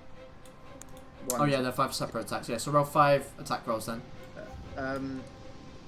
Would it be an advantage or disadvantage if I want to like aim at the people sailing, like the oar people? You can just target the. You can target the oars. Yeah. Okay. So first one. Okay, that will hit. Oh wait, no. Because of it. Because it's lightly obscured, you have disadvantage on ranged. Sorry, I forgot. My bad. Fair enough. I did it to Gaiac. Okay, that will hit. So damage. One is half damage. The others are. Okay. Okay, that will miss. Yep. That will miss. Yeah, there's some 3, horrible 4, rolls. And 5. Wow! Yikes! Oh wow! Big Oh, yikes! do you know what? Do you know what I've just realised? I need you to roll me 3 d20s. Yeah. Because you rolled, they were natural ones. Yeah. Jesus Christ! All right. 3 d20s. Yeah. 3 d20s. 2, 3. Ooh, They're all that was a close progressively one. getting worse. Okay, so Wow. So one of them does full damage. The other 3 do half. So do I'll do 5 the separate full- damages. I'll do the full damage one first. Okay. So that's 5 because it's natural 20 on the. Because the full one was a natural 20, so it did the. Yeah, but why does it come up with 2d6? 2d6 and 2d6. 2d6. Oh, of course. Yeah. It's it's an added raise. Yeah, my bad. So that's 5. That's 5. Okay, you're aiming for the guys. Damage. 3. Damage. Yep, 3. This one is 4. 4. No, 3. Because it's rounded down. This one 4. 4, and the last one Another 3. 4. Oh, 3. Okay. Jesus Christ. You shoot off these rays of flame into the light fog, and you see they light up within the kind of the shroud of light fog. They're actually going to attack. They've got disadvantage, so they're going to shoot their barrage of arrows. Okay, I don't think that's going to hit.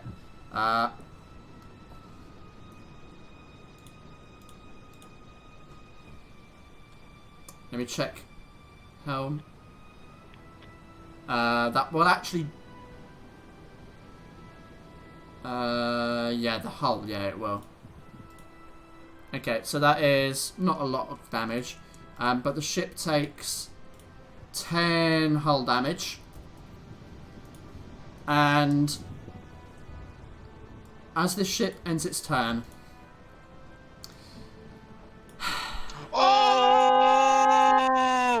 this one, who was out of your range of sight, No way! comes in Fuck. Beck! and rams the ship. Rams us. So, as it rams, hold on, as it rams you, Oh no. wow, no. this is Oh no. big. This is Oh, big boy no. damage. Oh no, no, No, no. no, no, no. Ooh. Okay. So the ship makes a. Both of them will make a Constitution saving throw. This one has advantage. That's going to be way more than enough. We need Taliesin to just Okay. use control water. It's not going to be enough. Fuck me. Okay, do you want to know how much damage this does? No. Not really. The long ship ramming yours deals 16d10. Okay. 16d10. 16. So that is 1, 7, 7, 16, 19. That's actually pretty The low. next 4. He's only doing 4 at a time. I've only done 4. Oh shit. That's 10, 16, that'd be 24. We have to run. 24, Oh, 26. fuck. Okay. You've got to remember, the Vikings and that lot are known for ramming, not for their ranged attack. Yeah, I'm just shocked. It came out fucking blue. Oh, I know. I'm just saying because it makes me laugh. 10, 18. So fuck this shit. I'm out. That's 12, and the last lot. Okay, that is going to be. Let's go 8, 15, 21, 26. So that is. I'm going to get a calculator up because there's no fucking way I'm sitting here doing mental maths. That is going to be 26 plus. Oh wow, I've got 2 26s. I didn't even know that. 26 plus 26. Our ship plus is just 18 snapped. It's plus gonna disintegrate. 19 equals 89 damage. Just for your frame of reference, your ship has a hull of 500. These are big fucking beefy ships, remember? Okay. However, as that happens, you see rope come over the edge, hooks wrapping onto the side of the hull, as we change. Oh. God damn it! Now, It's the real map. Should have stayed Now on Ken's top. taken- So, yes. So I'm gonna keep the ships on there just in case we ever need to, like, if we need to go back to it. Oh, is this our ship here? No. This is your. All of these are the different decks of the ship you're on. Oh wait. What? Oh, So okay. with that bearing in mind, I'm gonna put the initiative back on. I'm gonna add some initiative in.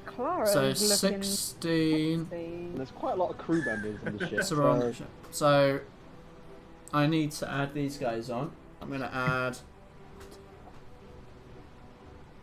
Wait, which one's our ship? Okay. All of them. All of them. They're all the different decks Oh of your yeah, ship. yeah. Sorry, yeah. Of course. Okay. Yeah, Oh, we're getting I should boarded. have thought about Prepare this. to be boarded. The guys with cloaks, they must be part of our crew.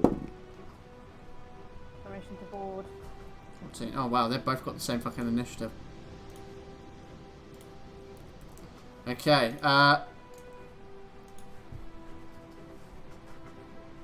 This is going to be a straight roll. Yeah. Okay, not bad. Did you say Ewan? Hmm? Did someone say my name? I didn't actually hear. No. Okay. Tosh is down here. Is that right? Sam, the crow's nest collapsed. No, don't tell me this. No. That's Dash. My favorite thing about the ship. Don't let it be true. Okay. Ewan, If you save it, Oh my god, oh my god, oh my god. kayak now. Yes! do they look like they're about to board us? They are already boarding. Okay, do we have time to do anything, or is this all happening quickly? This is all happening now on the initiative order, so it's going to go back to, where the. I'm going to refresh the initiative, but it's going back to the ship's turn. So the ships are going to remain on there, for the sake of in case it matters. But yeah, it's all happening at the same time, effectively. So Tony these Baloo? three is our ship, the ship we're on right now. Yeah, they're all the different decks. There's top deck, middle deck, and bottom deck. Okay. Believe that is. Why have I got?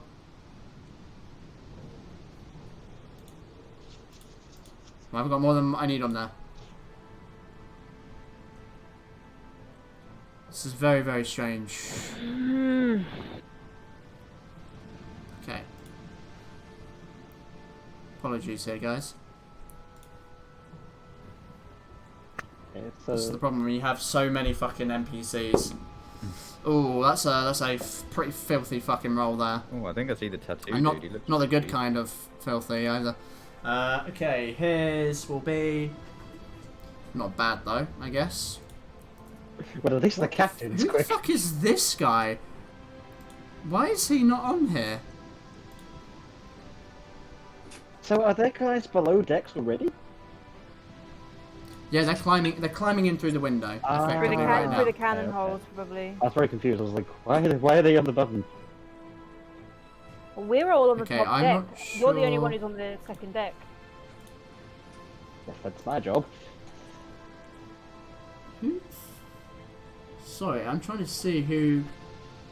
That's Dash. The nose is given. Moustache. Dash. Shirt. Oh my goodness gracious me! Why is? Okay, I think I've mistaken it. That's why. Okay, so Dash, for some reason, is on there already. Okay.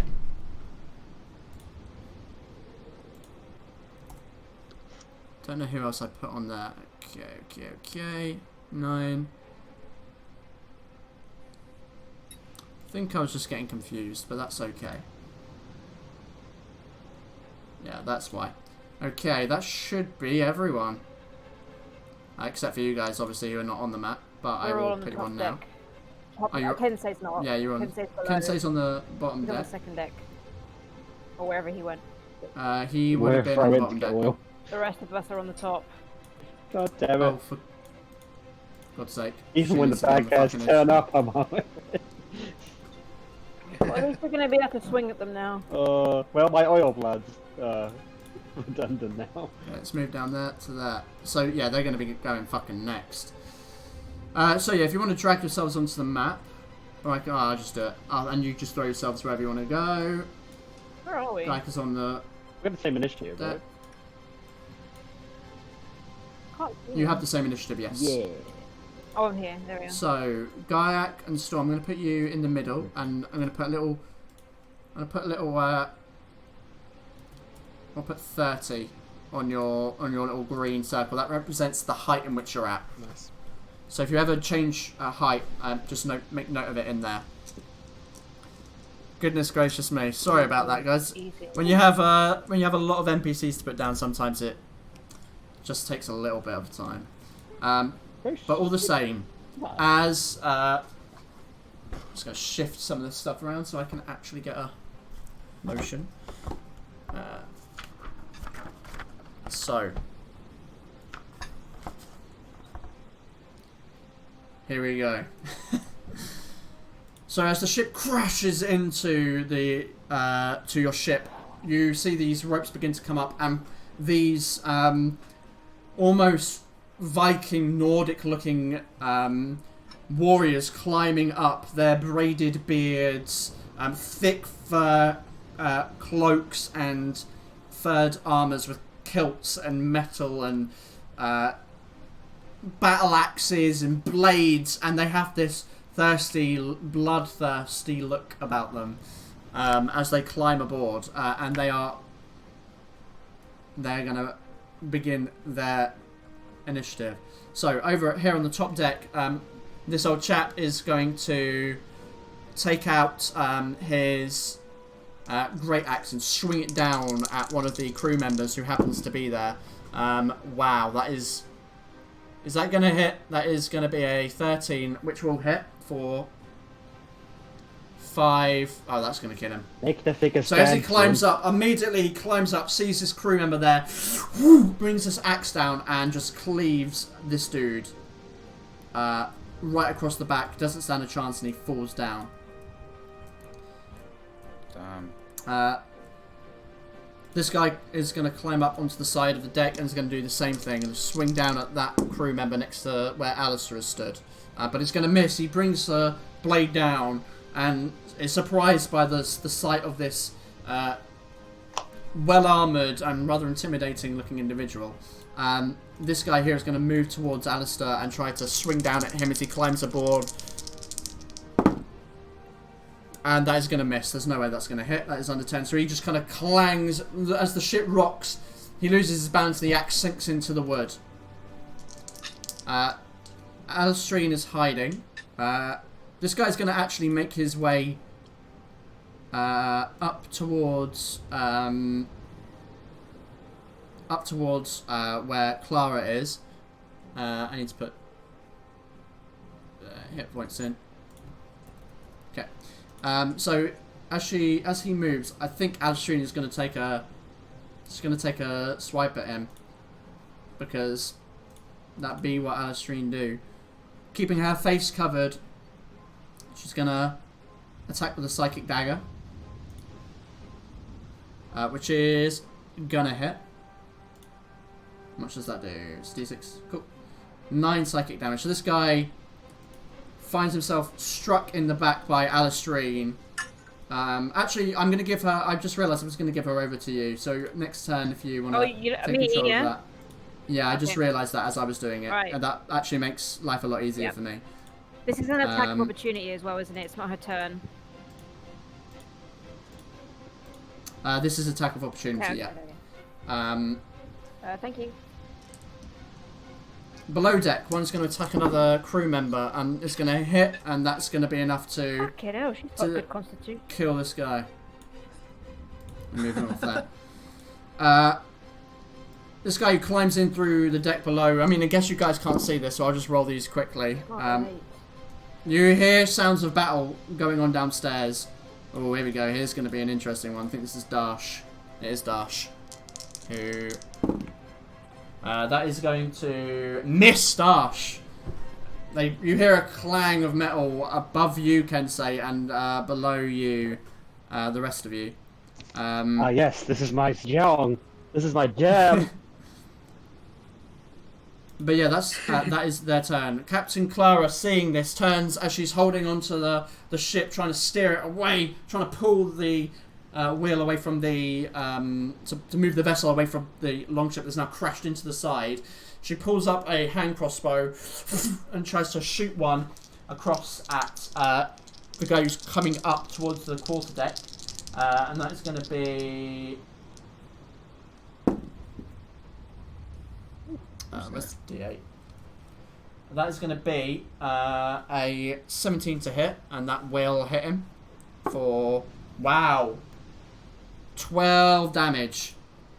So as he kind of comes up, Clara turns and sees this guy come up, pulls out this crossbow, shoots the arrow as it slams into his throat, and he tumbles off into the water dead. And oh my goodness, why can't I get him off the map? Go! Go, my friend! Leave. Okay, you can sit there. Free! His corpse is floating in the water now behind. And as she does, she turns to everyone. All hands on deck! We're under attack! Oh, my hands are on deck, baby. And that's going to be the end of her turn. So, Aria, as Alistrine. Just so we know, I don't have our turns on the turn order. I've only got the enemy. So you don't have your turns? I've only got the enemies. Yeah, we haven't got and companions. Why don't you have... Shall we roll it? That is very, very weird. You don't... tech thing, or do we need to roll again? You should all have your... They're not on there for me. Okay. Yeah, not on there for me either. I just thought... Seriously? Just thought you were doing their turns and then we were going to get out. No. Oh. Are they on there for you? Yeah, they're on there for me. Weird. Okay, let me try this again. I'm going to go back down to Ashley. Does that change anything for you? Can you see? No, they're still not there. No. Oh, my days. Okay. I mean, I guess brilliant. Long as you know, then...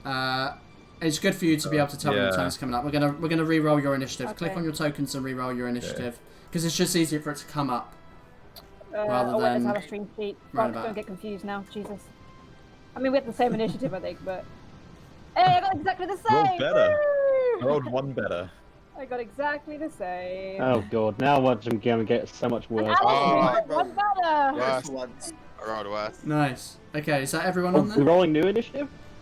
Yeah, we're rolling new because initiative. It's gone. Because the so- tech Oh, there's Mine is exactly difficulties. the same. I was doing Alex so freaking well. I seven. had 17 last time. Okay, well, I'm gonna go down to where was it Alistair? No, it wasn't. It So was it'll be Alex's Aria. turn? It's Aria now. Oh, as Alex The roles are different now. Yep. Okay, it's my turn. Uh, Right. It just is what it is. Fine, You'll all get your fine. turn. Okay, so I had a plan, but I remember that you put Alistair's hood up, so that plan isn't as desperate. I am going to see Mhm. that Alistair's surrounded and go help my boy out. Okay. And just whip out my dagger. Welcome aboard, gentlemen, and just stab. Okay. With advantage because I'm flanking. Okay, nice. Go ahead. Get sneak attack as well. 28. That will fucking hit. Roll some damage. So that's 8 from the dagger. Oh god, I've got 2 character sheets now. That is 11 from sneak attack. And I'll pump a demon spike into it. Okay, roll some more damage. And that is 2 necrotic damage. Okay, so let me 20 just- damage. No, Damn it. 21. 21. 21 damage. Mm-hmm. As you do this, you take your blade, shove it straight into his neck. There's a blast of necrotic energy. The veins across his neck pulse black, and he just flops over the side into the water. Nice. Because I killed him with the dagger, I get temporary hit points. He's demon food now. Is it 4? Or has it gone up? I get 5 temporary hit points. So, Alright. You just hear. anything else, Aria? That was my action. I was there, wasn't I? Okay. 20, 29, 30. I am gonna move over to here, and because I know these guys are from the. Actually, no. I'm gonna move over to here. That's all of my movement. Because I'm concerned about Alistrine, knowing that these guys are from the Isles. And I think that's it for me. Oh, bonus action hex on this dude. Okay, Why you wanna hex him? Yeah. Let's get these guys. Disadvantage on strength-based checks, please. On strength, okay. Let's put a little. I'm concentrating on hex. There we go. Little hex symbol. Okay. That is me done. You done? My Okay. whole turn. Just need to put these guys health in. Okay. It is the rest of the crew. So they are going to take out some hand crossbows. Well, this guy here is going to take out a hand crossbow and shoot it at the guy who's coming through here before darting over to the side of the ship. That is going to be... My god. Not enough to hit. So, as he shoots the crossbow, the draconian warrior pulls up his shield and it just slams in. And that's the end of his turn. This guy here is going to strike at the guy in front. That is... Oh, fuck me. That is exactly the same roll. So he strikes and the other guy puts his shield up. The Draconian puts his shield up and deflects the sword blow. This crew member here is going to... He's going to move around... Oh, no, he's not, because he's not going to get in the way there. He is going to try and shove the other guy off into the water, or back down onto the ship anyway. So, well, I mean, the other guy might be able to contest this. Okay, there's no way. So this crew member goes up and tries to knock the guy, the Draconian, back onto the ship. But as he does, he just smacks into him, and the Draconian doesn't even budge. He just looks down at him with a grinning smile. Takes it on the chin. This guy here. Oh, okay. Down below, this crew member runs up to the door of where the some of the bunk rooms are and shoots a crossbow bolt, which will hit this dude for just a standard roll. What else we got? This guy. This guy's gonna come in here and try to. What's he gonna do? He's gonna disengage and run 5. It was 5, so 10, 15, 20, 25, 30 up here. Coming to see what the fuss is about. This guy comes around the corner, sees what's going on. He's going to shoot crossbow bolt, which will just hit for, again, standard damage. And this guy is coming down to follow. And that's going to be their turn. So Kensei, you're on the bottom floor. Oh, I suppose these guys need to move as well. They're going to move to see what the commotion is about into this main room. And they can see you here. Kensei, what would you like to do? How close am I to getting up to the next floor? You would need to... Let's see here. Just to the next deck. That's a good point. That's a good point. You would need to... Where is it? You need to come up these stairs. So actually I've done this wrong with these guys, but they're in that room now. So basically these stairs lead up to here. Okay. Would I be able to go from there to there?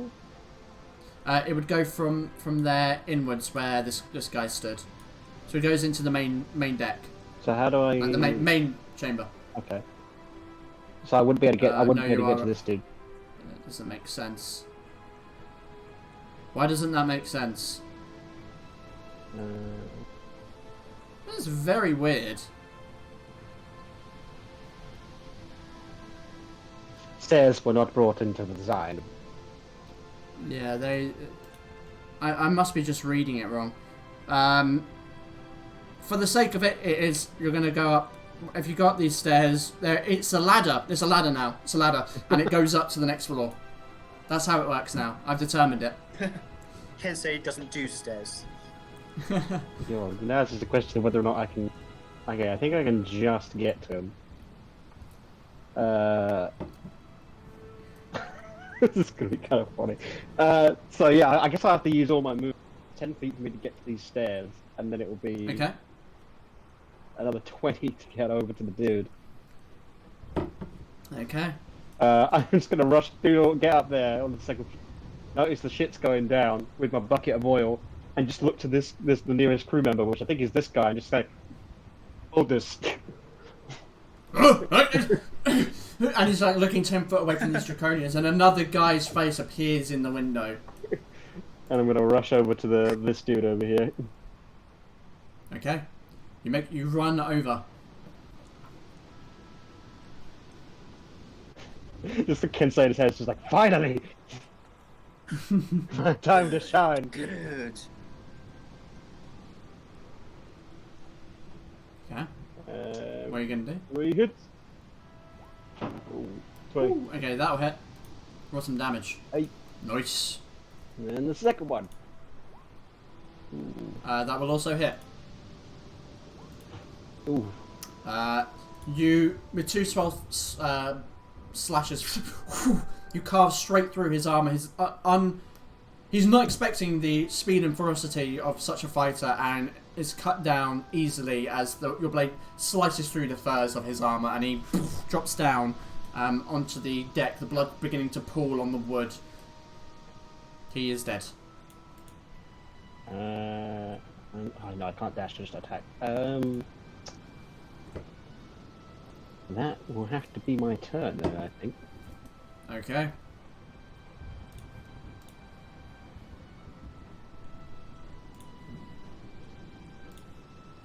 Okay, so let's see here. It is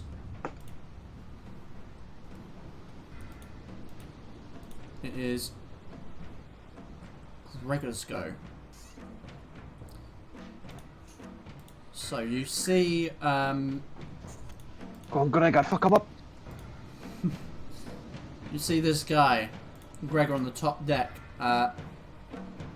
makes his way over to the side, chasing after the Draconian on the side.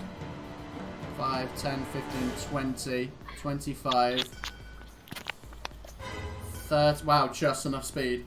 He runs over and is going to attack. He's going to grab his rapier and begin to slash. Or jab. Rapier. Oh, that's cocked. Oh, that is very loud for me. Good lord.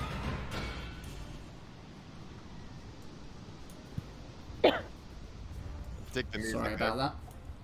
Yeah, the music is pretty good. It's just fucking loud. I like it loud. Okay, so he is going to strike him. That's going to be a bunch of damage. It's going to do 8 damage to him.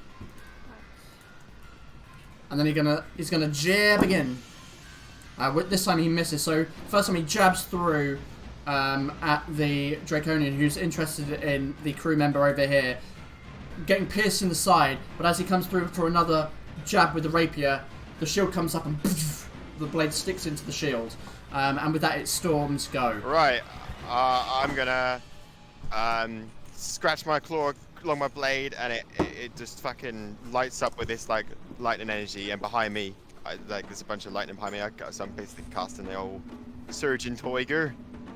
Okay. And then I want to use my kind of climbing speed, like to kind of grab onto the mast and like go down as far as I can and kick myself off and land and slash at this dude.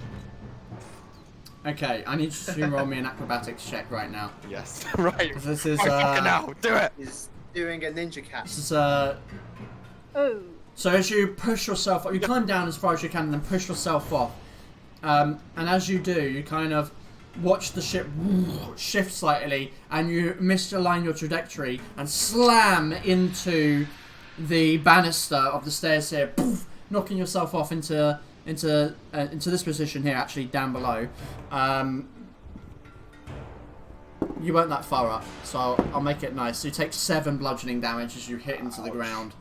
It's the price for trying to look For finesse. Yeah. For or attempted finesse, should I say. Okay, but you still have your action. I won't take away your action. Nice. Okay, so I get up behind this guy. And yeah, I'm going to give him an old fucking slash with my scimitar. Okay, give him the old 1-2. You get advantage because you are flanking. Aha, yeah. With an ally. Yes, and because I got my Surgeon Tiger, I use my... Oh, I needed that. I'm going to also expend a 2nd level spell slot. I had a feeling you probably would. Of course, to do my Arcane Smite. So I'll do this damage first. So 6 slashing damage. Roll the D8. It's a D7. So that is psychic damage. Wow, okay.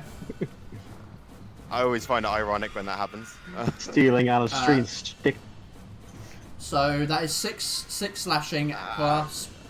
no, it's going to be 6 slashing plus, I believe 6 D8s.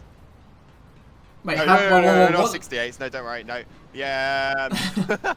Is 2D8. I was like, damn, what level are you casting this at? 3 D8s. 3 D8s.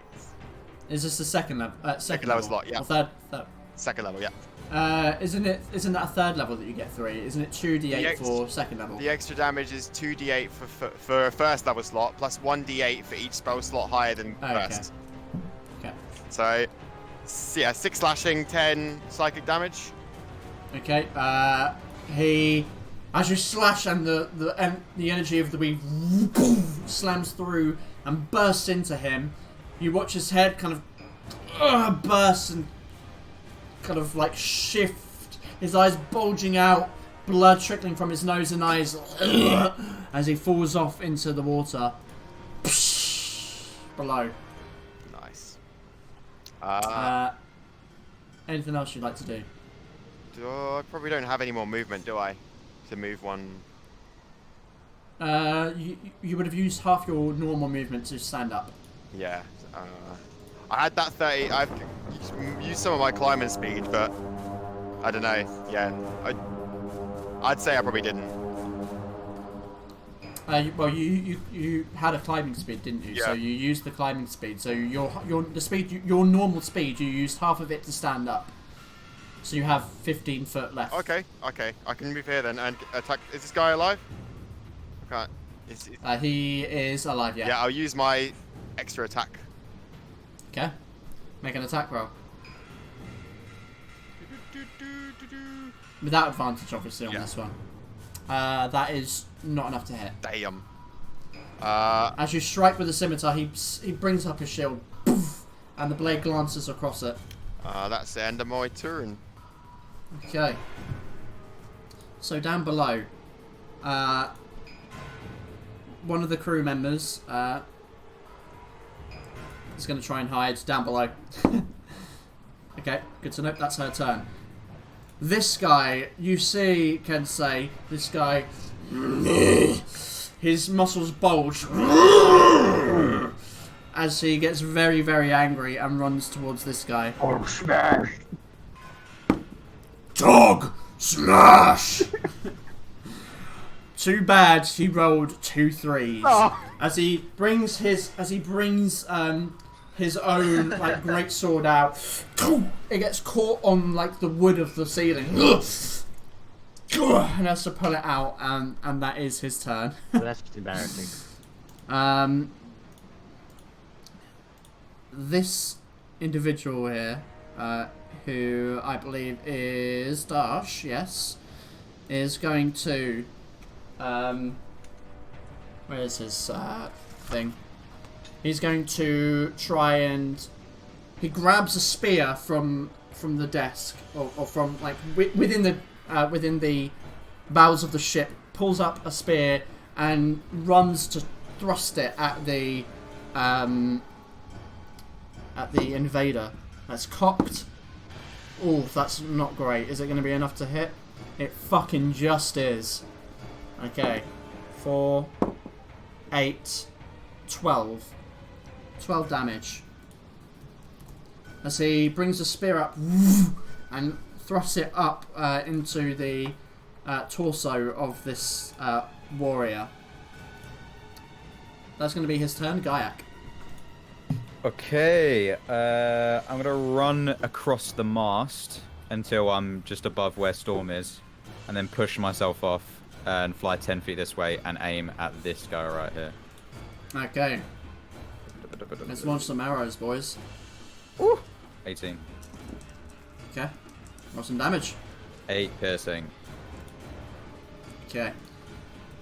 Your arrow finds its mark in his shoulder as he kind of stumbles back onto the banister of the ship. I should fire another one at him. Okay. Roll another attack. Oh, yeah, that's going to hit. Nice, 6 piercing. Okay. 2 successful arrow shots that find their mark on the Draconian warrior. God, I was expecting a little bit of death, to be honest. It's a little bit. It's a little bit of death. A little bit of death. No, I'm gonna fly and land on the end of the edge of like the top sail beam over there, and my turn. Okay. Alistair, anything you want to do? Okay, so there's 2 enemies on the ship, right? That I can see. Yeah, on the top deck currently, yeah.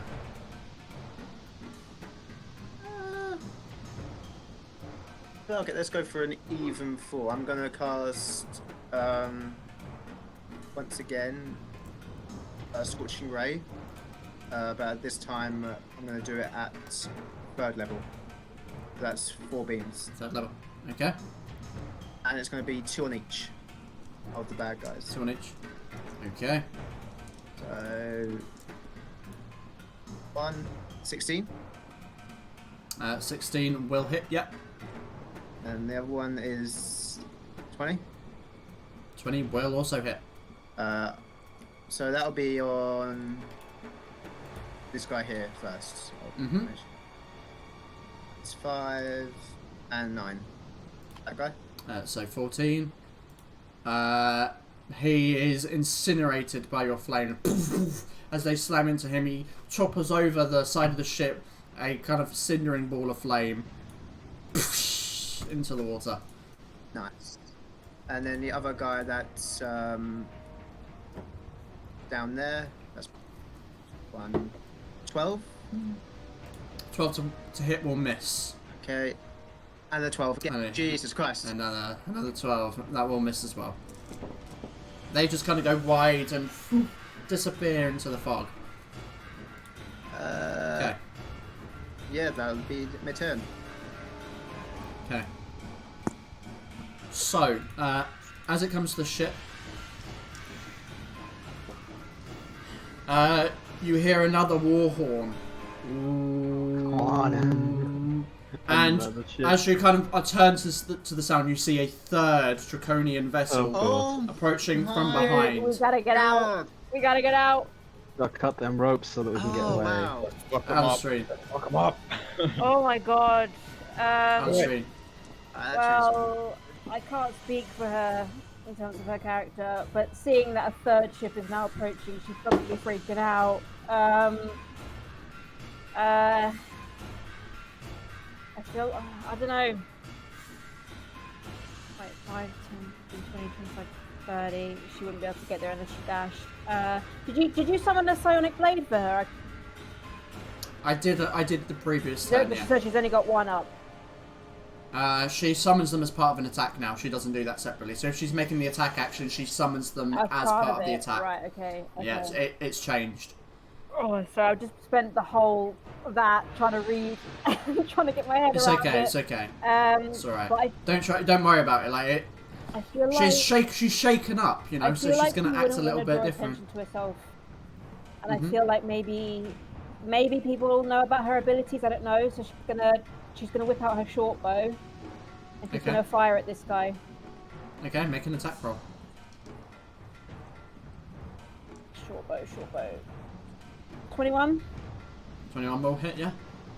Bam. 6 damage. Are they engaged with anyone? No. They are. So this crew member. So sneak attack, Mhm. which for her is more than mine because she's a pure rogue. 20. Wow, 22. Oh yeah. She takes the short bow, pulls it up, knows exactly where to hit, looses the arrow, and it hits him right in the eye, and he slumps forward onto the cannons. Very nice. Anything else from Alistair? That was her action. She's going to use her bonus action to hide again. Okay. As best she can. Stealth. Yeah, her stealth is a 13 like mine. Oh. Okay. Good to know. So. It's crazy. That's 14. Right, BRB. I know. So this guy is going to see. He's going to attack you, Aria. Aria. Okay. Oh god. Okay, I'll come back when she comes back. I'll do it when she comes back. I mean. So this guy's going to break through on the second deck. This guy's going to break through and see the madness going on and try to attack Dash here. Who has that stat block? That is going to hit Dash for. Oh! That's some filthy fucking damage. That is going to be 15. Ooh. Where's Dash's? Oh, fuck. Oh dear. As he comes in, poof, slams this great axe into Dash's back, and he pulls away, and now is like wedged between two. Actually, that guy had advantage. Okay, he didn't roll a natural 20. Wedged between two Draconian warriors. This guy now also having advantage, seeing Tog and seeing Dash behind, swings back towards Dash. That's a natural 20. So it's 12. I can't see him, can I? 21. No, they're down below. Deck. Stop killing out my new friend. 24 slashing damage. You hear Dash spit up blood as he kind of tries to ready himself with the spear and keep himself up. Now looking at them both, he's in a very precarious position. That is all of them. As their turn ends, you see more climbing up the rigging onto the ship. Yeah, we just sever the ropes. Get the fuck out of here. They are climbing up fast. Now coming through onto the bottom deck. Oh, that's not what I meant to do. There we go. They are coming through.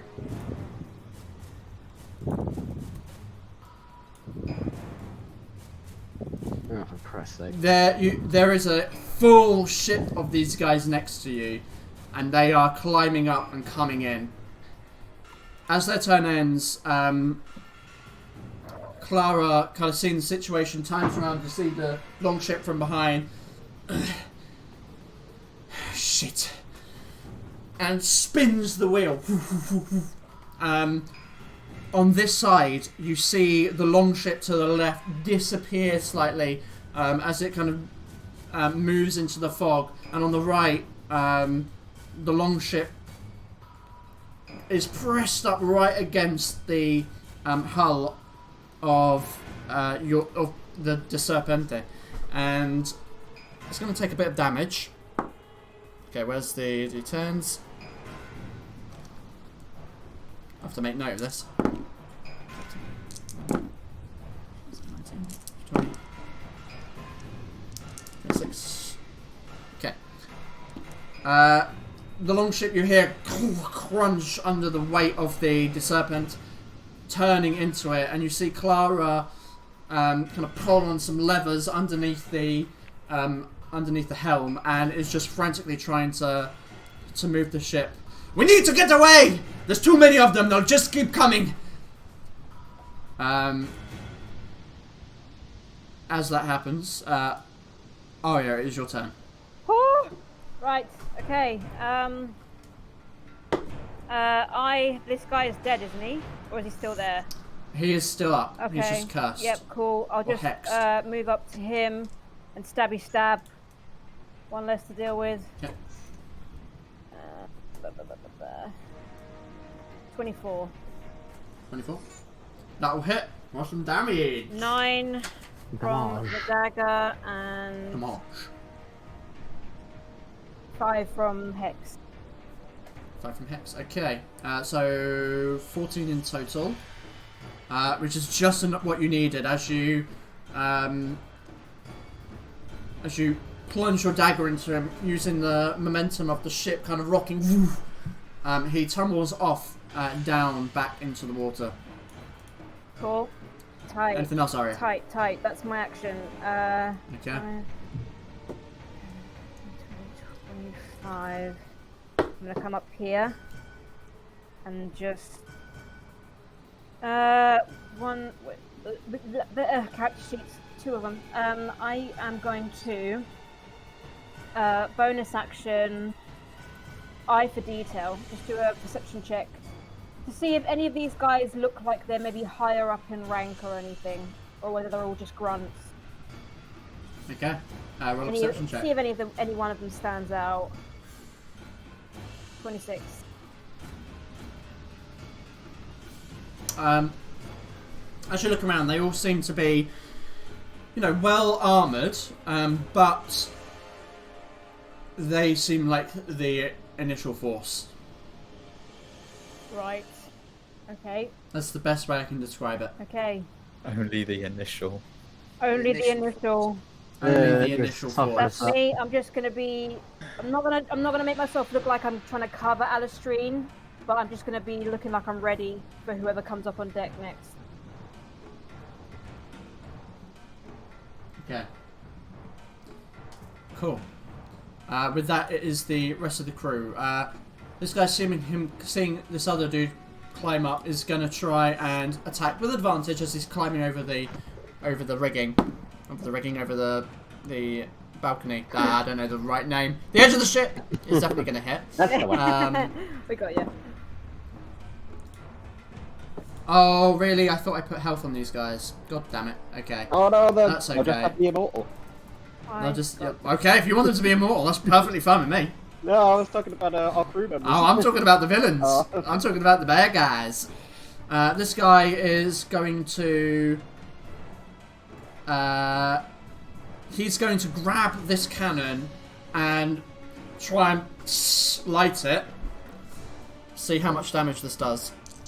First of all, I'm going to see if he can aim it correctly. Okay, yeah.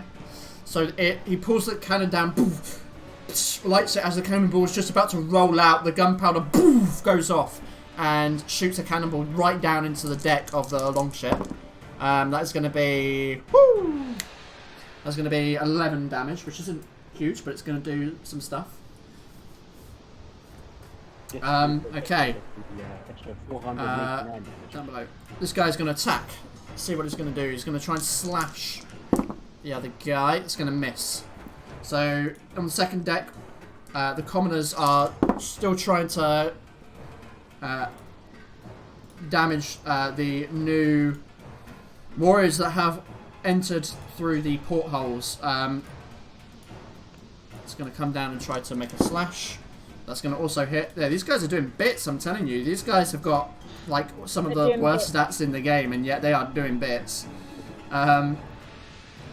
He's going to come to the edge, and he's going to shoot his crossbow. That will... Fuck me, that will still hit. And this guy... 5. Okay, this guy goes down dead. Flops to the ground. Oh my goodness. Okay, that's going to miss. The other guy... It's going to hit. Bloody hell. Honestly, I really did not expect these commoners to be so damn good at combat. I'm getting weird flashbacks to the gorilla. I've given... I know you guess you know what their fucking stats are. They were humble, hiding their big dicks underneath their clothes. So, they're going to come in and start to try and protect the bottom of the ship. And with that, we're going to move to Kensei. If I move away from this guy, he's going to get attack on me, right? He will, yeah. Okay, I was hoping he's still climbing in. He's kind of like in the process of climbing in. Okay. How much damage they did to those other guys? Sod it. Either way, it helps out. All right, I'm gonna move away from it. I know that'll give me attack opportunity, but I just need to deal with this problem first. So I'm gonna try and move to. I'm gonna go here. Sorry, to here. Okay. Boosh. You'll have advantage on this attack roll. Oh, so the guy not going to attack me? Oh, right, the guy climbing in, yes. He has disadvantage, though. Okay. That will miss. It's a 3. Natural 3, I mean. I have advantage on this next strike, right, you're saying? You do, yes, because you're flanking with another crew member. Single sword, great weapon master. Okay. Go for the swing. That will, oh, that's a perception check. I'm getting mixed up. That will miss. 12 is? 12 will miss, yeah. Okay. Okay, one more try. Great weapon master again. Okay. Oh! Okay, roll another d20. Okay. Fuck. Made up for it. Made up for it. It's all good. If I get that on a great so weapon... that is... Oh my god, that's so much damage. That is so much damage. I'm not even going to ask you to roll it or try to figure it out. He's dead. He's dead, dead. You come through and poof, slice through his neck with ease, like butter. He is decapitated. His head rolls onto the floor and his face of shock in his last moments. Anything else Ken say? I still have my bonus action, right? You do, indeed. Okay, bonus action. I am gonna... Where can I go, is the question. I use 10 feet of there. Can I go here? Yes you can. Okay. How about here? Oh, sorry, I'm here. Yes, yeah, you can. Because you're moving through the doorway, yeah. The doorway is open. I think I want to make sure... I'm going to say that's a doorway. I want to make sure the guys who are actually fighting up first. So I'm going to go ahead and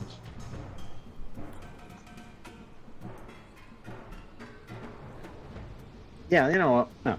I'm gonna go ahead and go over to this guy over here because he hasn't been hit yet. Okay. Okay. Yeah. You making an attack roll? Oh yeah, I'd have to action search to do that. No. What do you want to do? Okay. Yeah, no, I'm gonna go over here and stay within. Okay. Sorry, I think you just cut out. Oh god. Oh no, I'm gonna go over here and stay within range, in case he attacks the other guy. Okay, cool.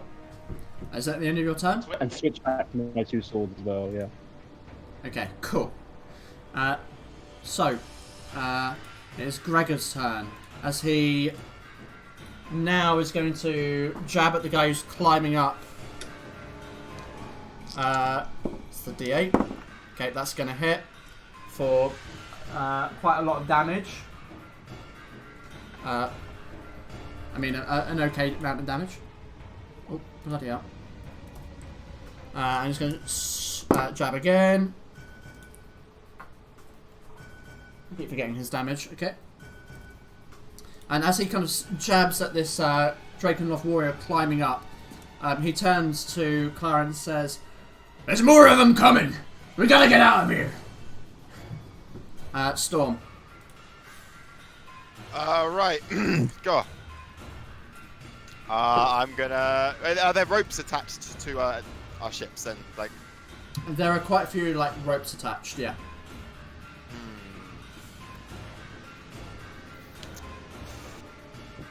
Yeah, I could slash them. Right, yeah, I'm gonna do that.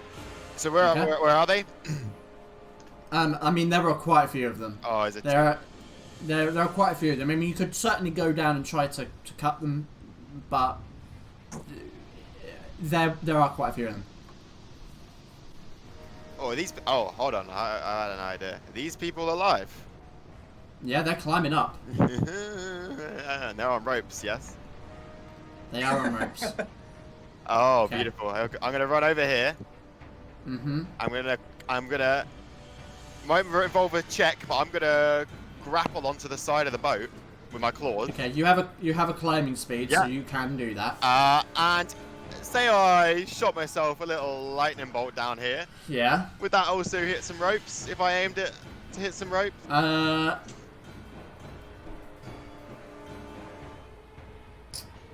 Just for the flavour. Maybe you could. It might. I'll give it a go. All right. It might. Yeah. Okay. Yeah. I've got. Anyway. Okay. Cast your lightning bolt down there. I'm gonna cast it at 4th level 2.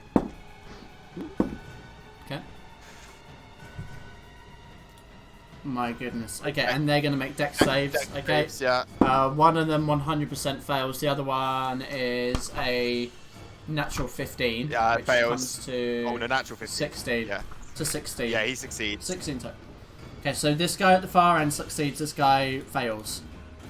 Roll some damage. So that'd be 9d6, I think. Yeah. Whoa. Fuck me. Oh, not great, but. Okay. So he takes 13, which is still quite a lot. This guy immediately, like, shot almost point blank with his lightning bolt, collapses down, almost this blackened mark across his chest. Some of the ropes you watch snap and burn. There are still some attached on this side, however. And you can see people. You can see people climbing in through the portholes below. Anything else, Storm? I'm gonna pop back up some here. Okay. And yeah, I think that is it, really. Yeah. Okay. So down in the bottom deck, this particular NPC is going to run up and try to smack the other guy with a frying pan. Doesn't work. She slams the frying pan on his shield, and he just looks up. Back on the mid deck, Tog is going to try and use his greatsword to slash down at the guy in front. Actually, he's going to move, so he's flanking, because that would be smart. My god, is he going to fucking hit anything? Even with advantage? Yeah. God damn. Okay, actually he is. He rolled just a fucking enough. So that's 6, 9, 12. He carves into this warrior. Ends his turn. Dash is going to move up to this side and try to jab the guy coming in. For 17 to hit, that will hit. So that's 4, 5, 9 damage. And that's the end of his turn. So, as we get to the top of the round, you hear ching, ching, ching of like metal clanging together, like chains rattling, and over from the starboard bow. So I had to learn port terms, nautical terms. From the starboard bow, you see this this bigger warrior climb up. Tribal tattoos swirling down his arm and up his neck. This thick double braided beard and matted matlock hair that drapes down his now bare chest with battle scars across. He has these chains across his arm, and in each hand holds a hand axe. As he throws them down onto the ground and flicks them back up, you see the hand axes are attached to these chains that stretch out. Grabs them again. Now it's time to have some fun. And we're going to end the session there. Oh. I'm getting attacked by Kratos. So. So thank you very much for joining us this evening for this very interesting session. I was a little worried about how long this combat could end up being because there are effectively different stages to it, but you know, at least this way we get to spread it over 2 sessions rather than trying to fill in a whole session with 1 combat. Yeah. So yeah, we did go over a little bit tonight, but I wanted to try and get back to the top of the round. I mean, we started a Yeah, bit later. so you're on your way. You know, you're on your way. Maybe run into a little bit of trouble, but God damn it, Jay! Just a little bit.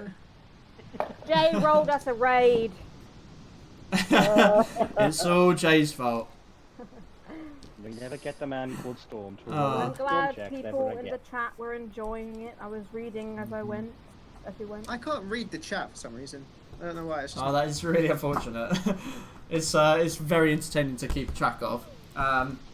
So yeah, do we have it? Is anyone still in the chat? I think there might be still. Yeah, there's a few people. Oh, life is horrible. I think Maya's been watching. Been here for like 4 days and it's already going to be murdered by Vikings.